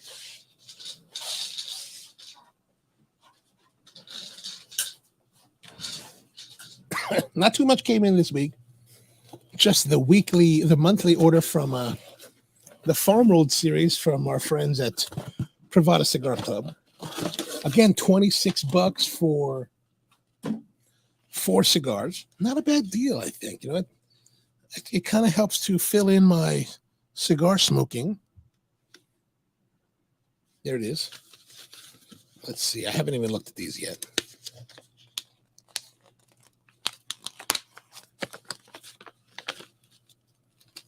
Oh, now we've got labels. Now we've got bands. Now they got. Oh, these are actual bands from the factory themselves. Vio Zamorano. All right, let's see this. So what do they have here? This is the farm. Here's the sheet that comes with it. Rusty, you've had this already, right? Via Zamorano, Maya Selva, San Judas Tadeo Factory in Dunley, Honduras. While perhaps better known for producing Cavalier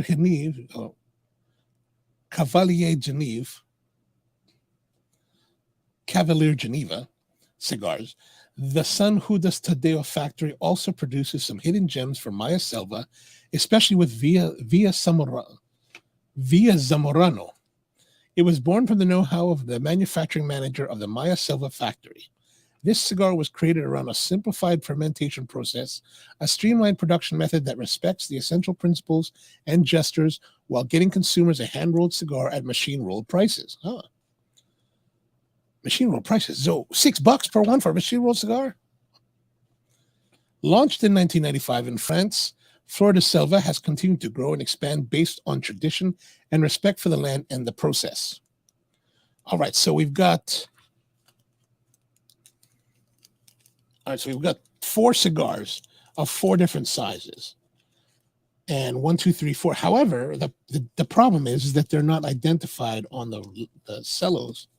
So you have to be experienced enough to know what's what. So we got a 5x50, which is the shortest one, right? 5x50, which is a Honduran natural. There's a 6x42. How many? 42. 42, 6x42. That is also Honduran natural. Okay, so they're all Honduran naturals, just different sizes, but they have somewhat different tasting notes and different like morning, evening.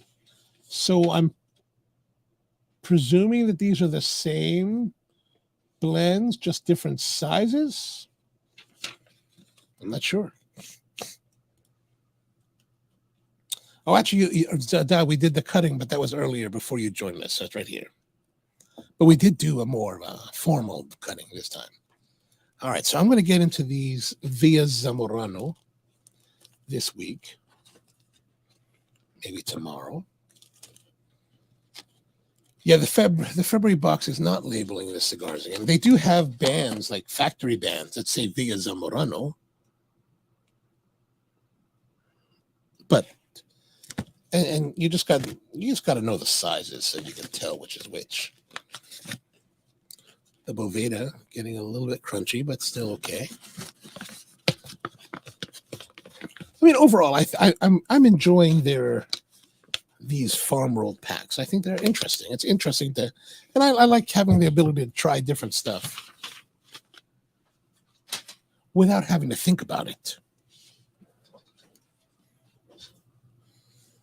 Rusty says, there's another one.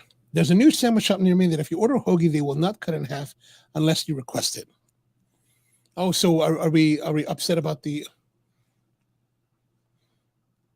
For me, the half-cut hoagie or sub or whatever you want to call it, for me, that's just a matter of convenience. It just makes it easier to hold. But if they didn't do it, I don't know if I would be that upset by it.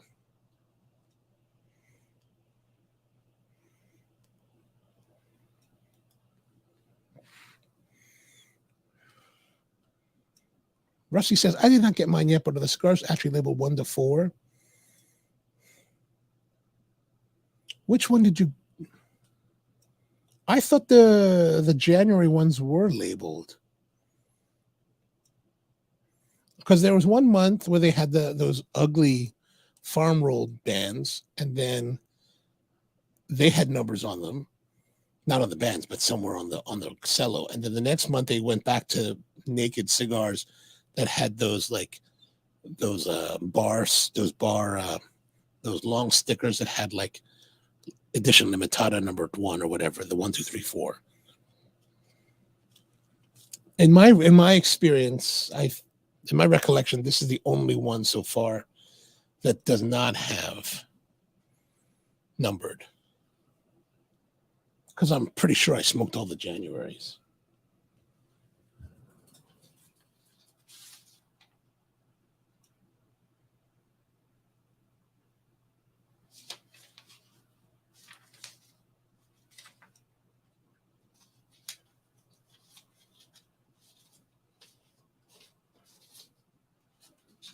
Actually, let's have a look.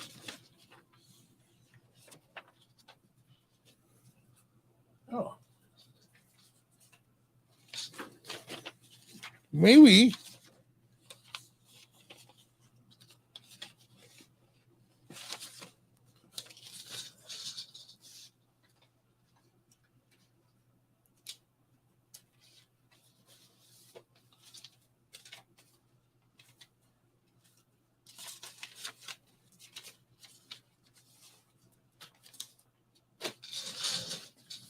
You know, maybe this is the January one. I have December, November, October, September, August.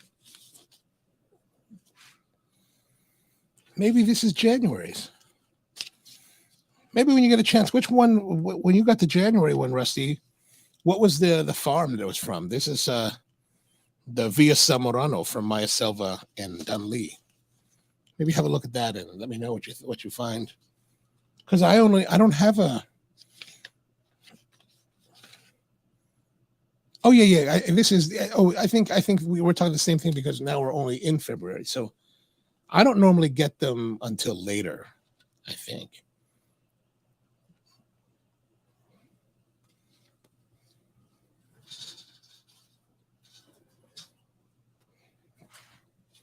Or maybe I'll have to email them and ask.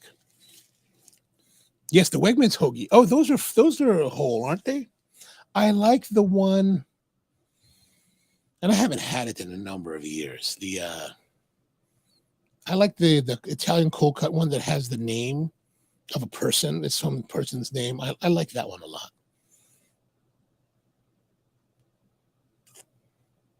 But I don't go get it because I don't really go to Wegmans because it's just such a pain to get there and it's so crowded all the time. And I really don't like that. So I'm getting a little bit of cracking here in the wrapper. Right, look at that right there. You can see the crack. Probably some damage from when I was squeezing the heck out of it there. So it's actually slowing down now. It's getting tighter. So I don't know what it is about the heat coming towards the part that's really tight that's maybe causing it to tighten up. Yeah, I don't recall. But yeah, something like that. I mean, it's the only one that they have is oh, Rest says, okay, the VZ is January. Okay, yeah. So now the flavor is, because there's this slowdown, the flavor is taking kind of a hit. Like it's a little bit more astringent.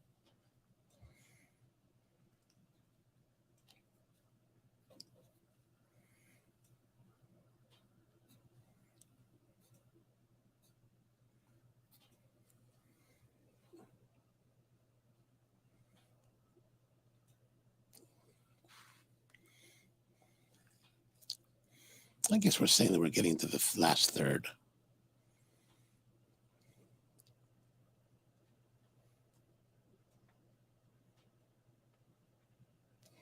Yeah, feels like it's getting harder.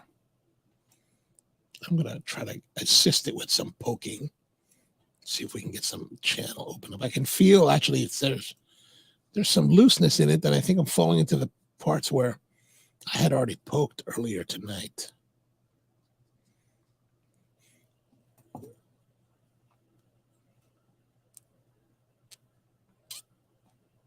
I'm just squeezing the heck out of it.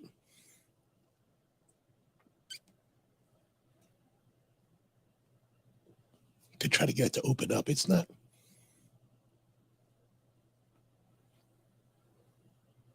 Yeah, suddenly it's come to a point where it's not smoking well at all.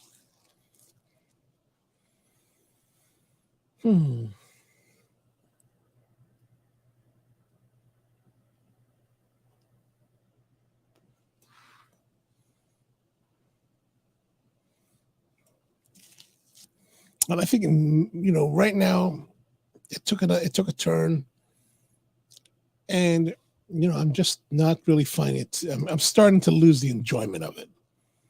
Like it was a good golfing cigar, but now it's getting to be a little bit more harsh, a lot tighter.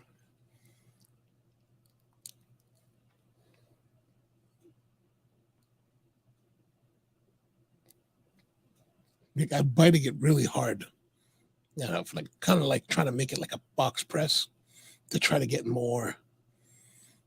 And then so the wrapper has now separated because you just got to. It's getting the wrapper's getting damaged because I'm having to abuse it to get it to have some draw.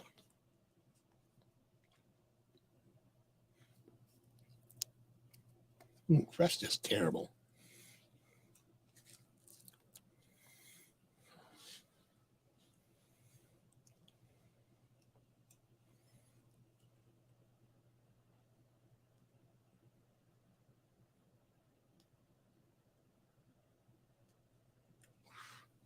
So as we get ready for the next round of cigars, are there any cigars you'd like for me to taste on the show that we haven't done yet?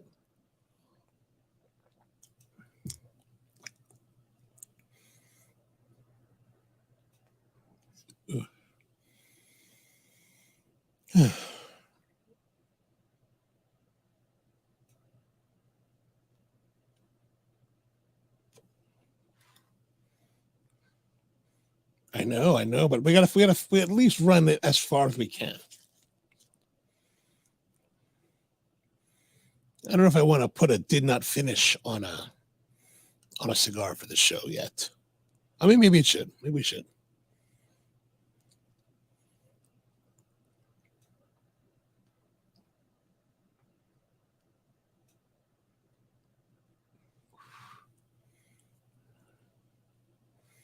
Yeah, just harsh. kind of lightly harsh, lightly harsh.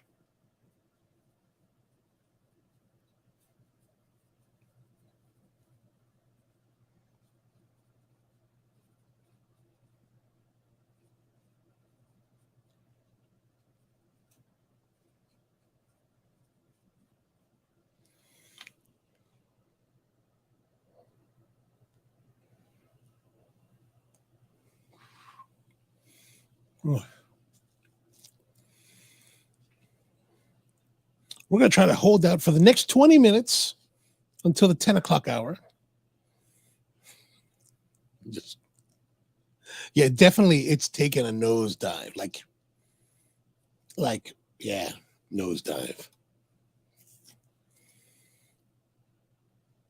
Oh, maybe Roll picks a blind cigar and when you finish it, open then. Oh, that might be fun. Yeah, okay.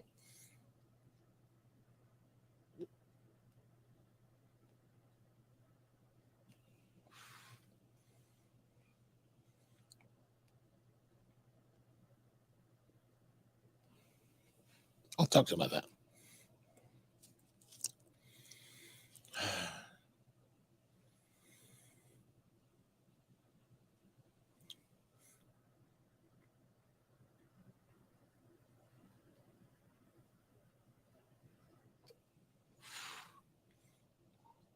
So I finally got around to. So a lot of you guys know that I've been building a new studio for the live streams and stuff in the other part of the roastery, and so finally I got one of the big hurdles there has been the exhaust system there, and the exhaust system in that space is there is an exhaust fan, and it's really really forceful. However, it's so forceful that it's also very noisy, which makes it very difficult to use in a situation like this. Actually, I find it difficult to use in a smoking situation in general because if you're sitting by it, it's so loud that I find conversation to be very difficult to have. And so I've been meaning to install a fan system that will exhaust the smoke out of there. And I designed it so that it would be a smaller fan. So I'm using a 440 CFM fan. The space is really large, so it's not designed really to pull all the smoke out of it. And like, especially after our trip to New Jersey back in September, seeing the Davidoff Lounge there, the idea was that, okay, we need to engineer it so that the exhaust ports are directly above where you're sitting. And so that's what I did. I finally installed the fan and ran the vent lines to above the seated positions where I'm expecting to smoke. And I'm expecting it to work, right? I'm finding it. So I did a test run with it 2 nights ago, and with mixed results. And the mixed results are because I'm starting to think that. So we've got enough replacement air to work with, right? So as you might imagine, whatever you take out, you have to replace. So as you displace air, you have to replace it with clean air. And that's easy. That's easy enough. However, it's the winter time, so it's very cold air. So we must heat it. And we're using these radiant heaters that are, mounted to the wall. Basically, they're like this. If you haven't seen it, right? See that one there? That's what they are. And they're great. They work really well. They're quite efficient. They have these ceramic plates which sends infrared heat to warm up objects rather than just the air. The problem is it still doesn't prevent the heating of the air. And so, of course, the heat rises that comes out of it. As the heat rises in a room, it creates a thermal layer. So it hits the ceiling, and then there's a level. So if this frame, right, is the room, the hot air creates a thermal layer right here. All the smoke stops. Yeah. Until you suck that heat out, and then the smoke can follow it.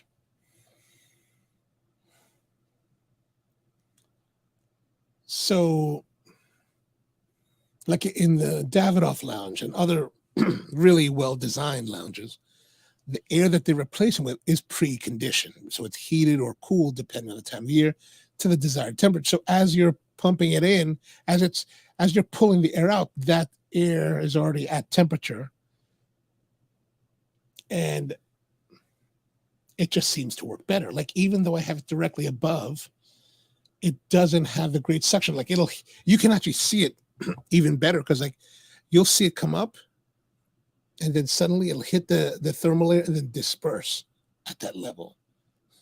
It's like, oh God.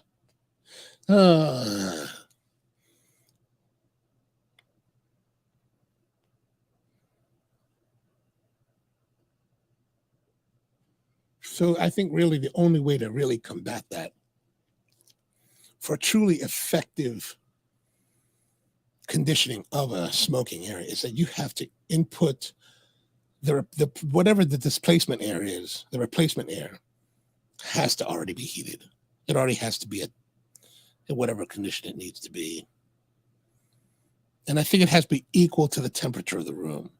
That way it, like, the heat that comes from the heater is hotter than the room temperature, right? And that immediately goes up. At least these are my theories now.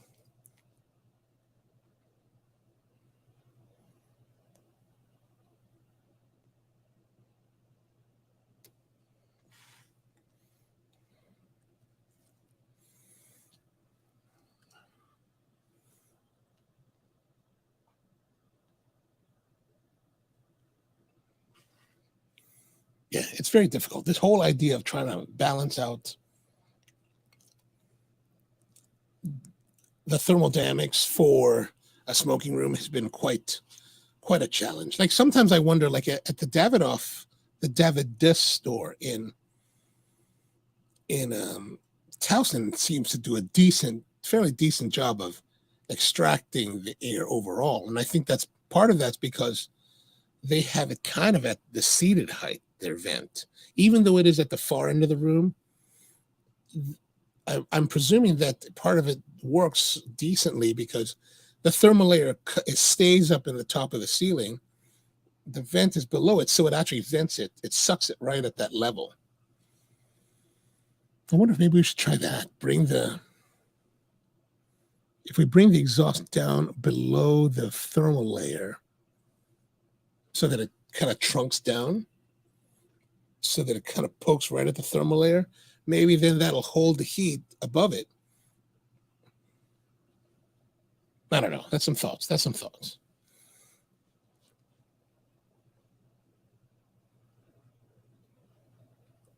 If you guys happen to know any, if you happen to know any fluid dynamic guys, let me know. I'd love to talk to them.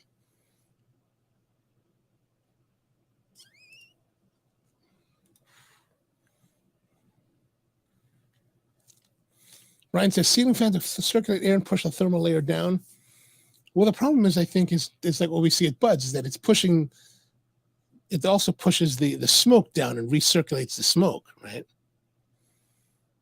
So I don't know. Maybe in the inefficiencies that we have in our rooms, maybe that solution should be more like the Davidoff solution, where it's kind of at that kind of head level. Or if you think of the back of their room where the vent is, it's kind of like at the seated level. So anything above it doesn't really get sucked in. And if it's all hot above it, then it holds the smoke down until it gets sucked out.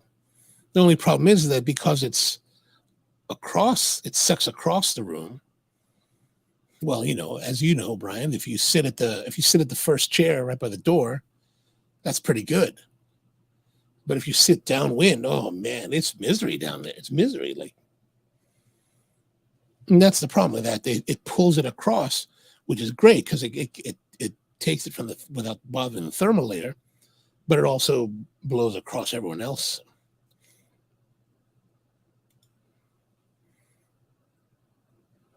Oh, I'm glad you liked it. Yeah, thanks, Brian. I appreciate that. So, Brian, have you been able to use it much at all this week now that you got it back?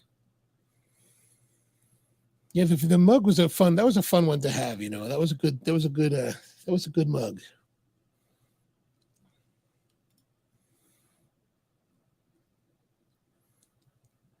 Yeah. It's not. It does. Turns out that it works fairly well if you're not in the path of the smoke.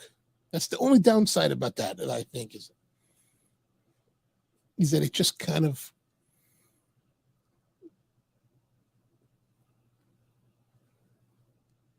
That's why I wonder if if we did a trunk line down below the thermal layer and then sucked there. I wonder if that might be the solution to work on. Oh, nice. Yeah. I'm using the mocha tea. It's kind of freaky how it keeps it like always hot. Like I thought that was me personally. I thought that was the kind of the weirdest thing about using the mug was that it's always at whatever temperature. Like it's always like at 140 degrees. Always like that's where I'm used to it like cascading in temperature, and it's like always solid.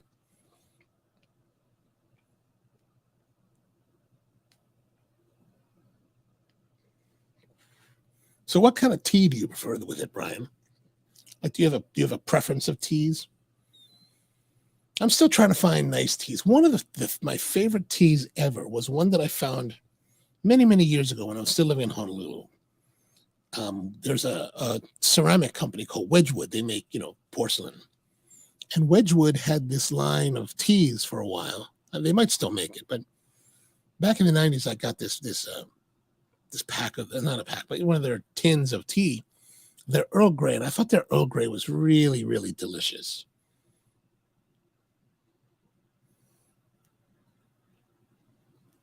But I haven't seen that in a while.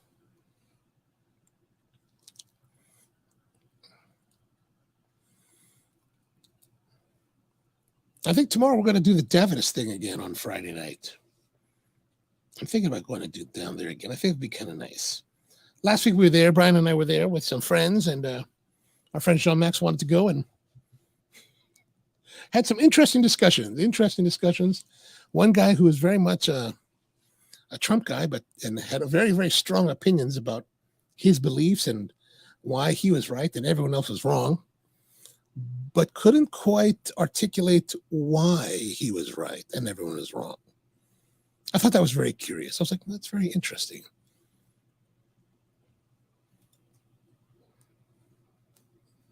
So Ryan says, I left the house to pick up lunch. We're now late. Yeah, still, it's kind of, it's cool and it's kind of freaky, I think.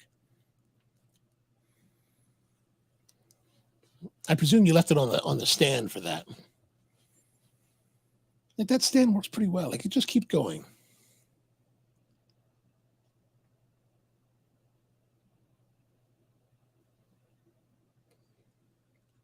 But I'll tell you what, one of the things I've been enjoying because the last 2 weeks have been going down to the old shop in Towson. I'm going to pull this wrapper off. And I enjoy what I enjoy the most about going to a cigar shop is that you get to meet people outside of your normal circles. Like it's nice to smoke with friends, but it's also interesting every once in a while to interact with others and like people that you might not normally see and meet or talk to.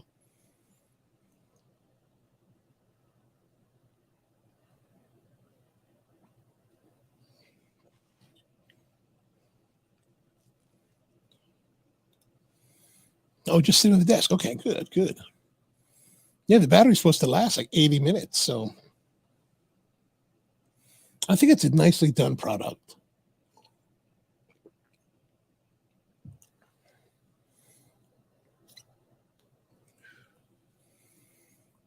This cigar is still just difficult. It's a difficult cigar.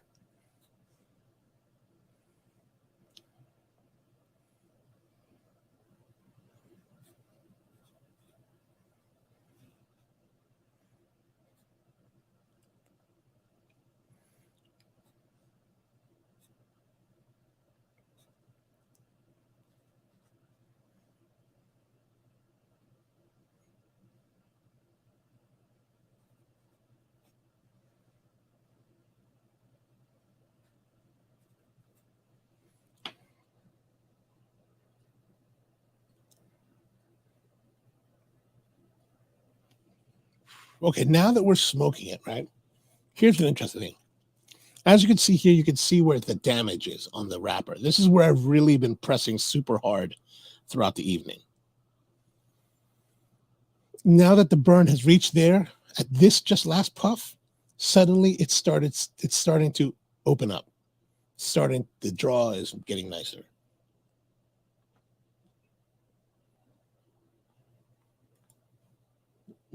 Okay, not terribly nicer, but nicer.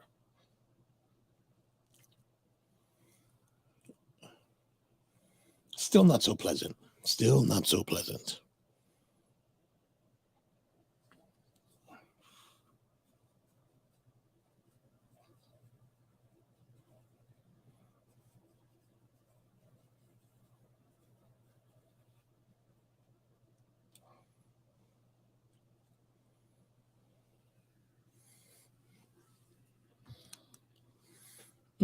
Mm.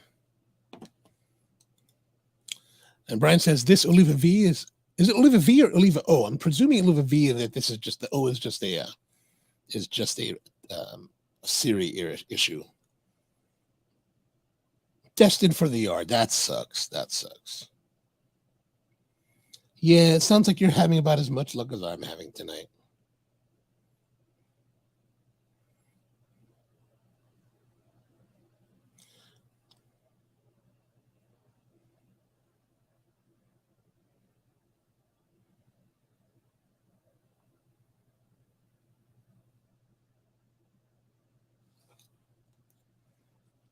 Mm-mm.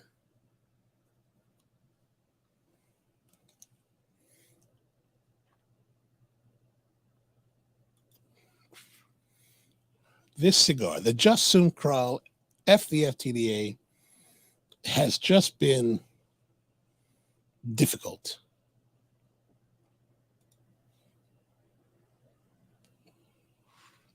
Oh, it is the O. Okay. The O, is that a big, there must be a big difference for that.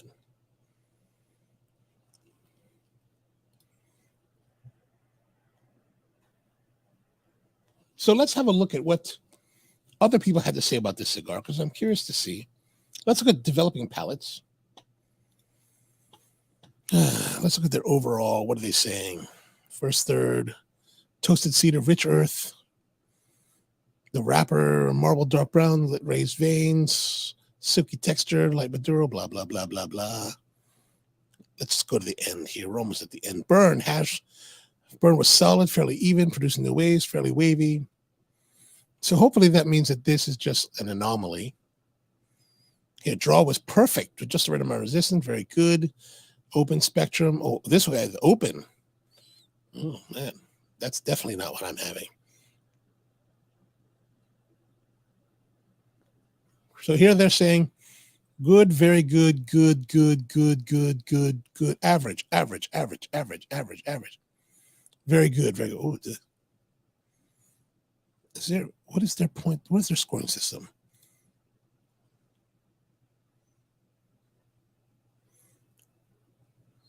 Ten-point system. Okay, at least what I like about the development palette guys, they actually have a nice protocol laid out for it. 10-point scale. So they're at 50%. So that's pretty, fives. They're pretty brutal. That's pretty.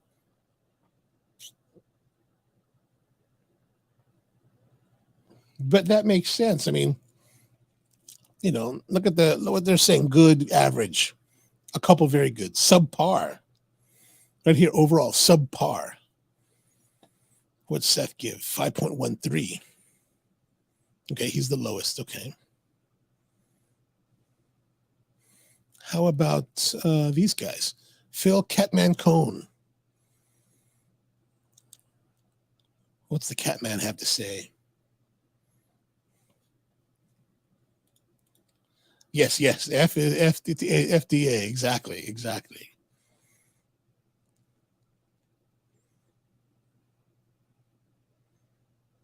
Oh, he writes a lot. That's good. Oh, this guy really gets into it. I'm going to have to read his. All right, did he talk about what he thought? Oh, here, look at this rating. My score is actually in the minus category. Holy crap. Half Wheel was extremely generous in their appraisal. I taste nothing they did. And while I thought their rating of 84 was a bit harsh, I'm going to dive bomb that score. Really, I can't continue. This cigar has no plans on getting better or resembling anything but a liquor store cigar. It isn't going to get miraculously find a sweet spot in the second half. It is going down in flames as the piece of crap. Wow. Wow. There are zero improvements as this cigar burns itself to hell. Whoa, whoa. Is that shoe polish? They really effed up big time. Are we dealing mentally challenged decision makers? This is a horrible cigar, but I'm having a good time. Wow. So he didn't make it to the third. Actually, I probably should not have made it to the third as well. But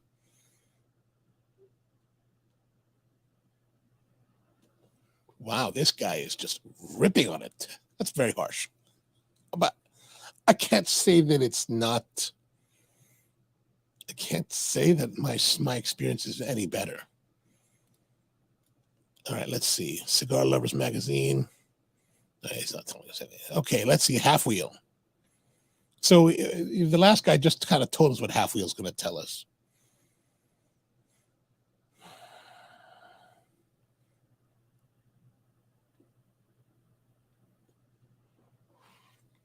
All right, let's see.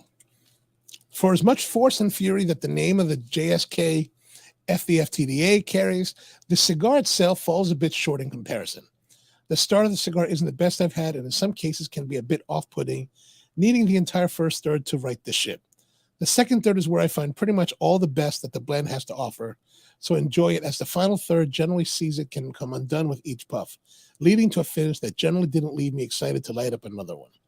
Construction was mostly good, save for the issues with tobacco at the head of the two samples and a slightly loose draw in one cigar. I wish this had a looser draw. It's worth a try. It's worth a try, really? No, it's not. And while I certainly appreciate the sentiment, the cigar ultimately left me feeling disappointed that the blend didn't. Yeah, like, I mean, this is the kind of experience that, kind of doesn't make you enthusiastic for cigar smoking. This could be the kind of cigar that, like, the anti-smoking people are like, look, this is not very good. You shouldn't smoke cigars because of it. And you're like, oh, well, maybe you're right. All right, so let's look. I finished my scoring. So I'm going to show you here what I've given. I wanted to at least complete it so that we could have a scoring system for it. But as you can see, I've decided for fragrance and curl draw 6.5. Flavor 6.5. So we're still considering that good plus. Body was very good. The body was very good at the beginning. Second, third, about the same. Then we took a downturn in the third. So we went down to 6. I mean, actually, that's the lowest score I can give on this 6. 7, the body went down as well, so that it wasn't as bad as the 6, but and then burn and draw, good plus. Consistency, not very consistent, so good plus. Overall, good plus. Total score 67. So,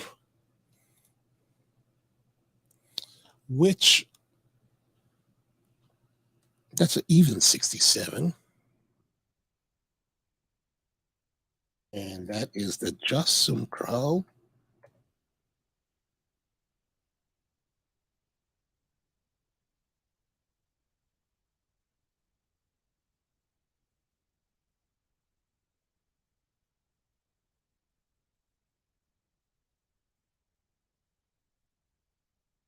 And add that in here, and I'll show you our aggregate scores here now. And unfortunately, that puts it at the very bottom of our list of our series here this year.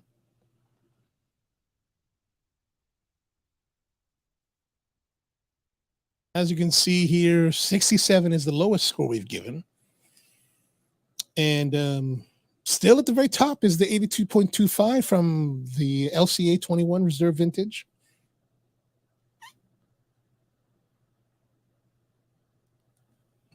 So which brings us to our always weekly question. Would I buy it again? The answer has to be no. Unfortunately, this is just wildly disappointing. This is very disappointing. Very disappointing.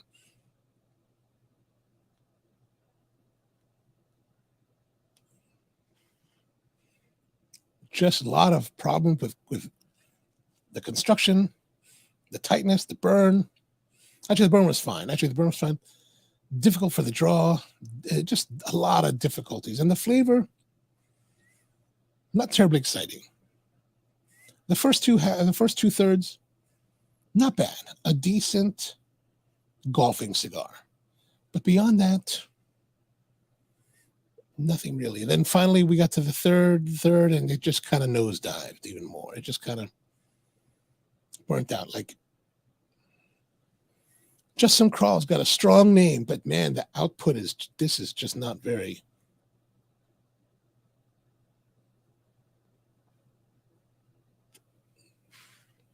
Sadly, not terribly exciting.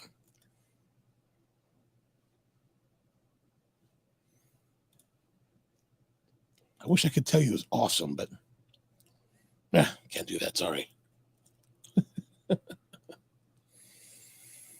All right. So what do we have coming up? We've got we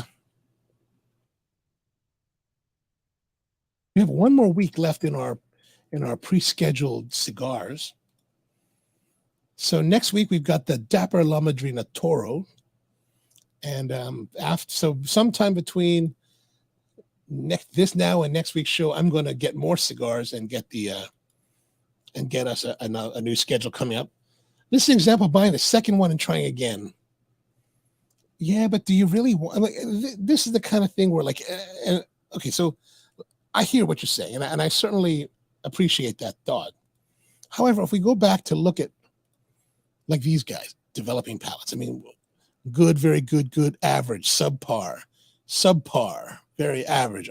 Here, amazing, subpar, average. I mean, and then developing palates. Oh, not developing palates. And then this guy, what's his name? Catman Cone. I mean, this guy, my score is actually the minus category. I mean, is this a cigar that's even worth thinking about reconsidering when other people say that it's poor? I mean, of course, there's Halfwheel with the 84, which would lead you to think that it's probably pretty good, but these other guys, man, they're just all over it. Like, I mean, here even on developing palates, they use a 10-point scale. They're lower than my score on the 100-point scale, right? They're at 6 and below. So, or in our case, there'll be 60 and below. So that's, I don't know if I was just an observing smoker, I don't know if I'd even give it a try. I guess I would give it a try. Yeah. But would I want to put a second cigar into it? Another $10, $50, $11?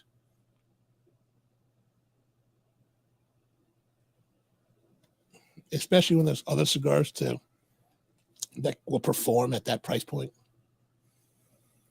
I don't know.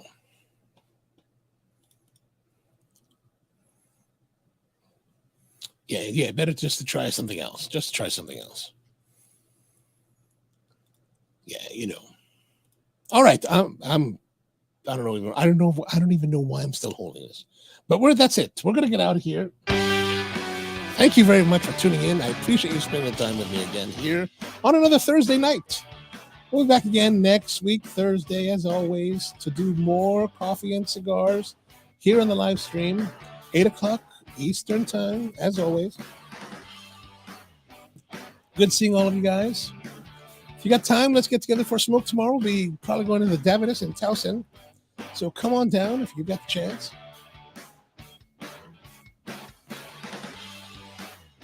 And next week will be the Dapper La Madrina Toro. Also another cigar that I picked up while we were at Widmer's in just outside of Philadelphia, which is a great little shop. I really enjoyed our hangout there. Thank you, Dad, for tuning in. Thank you, Rusty and Brian. Steve, if you're still out there, thank you. George, if you're still out there, thank you as well. We will see you guys next week. And I hope it'll be a good one. And I hope you have a wonderful week out there. See you next time.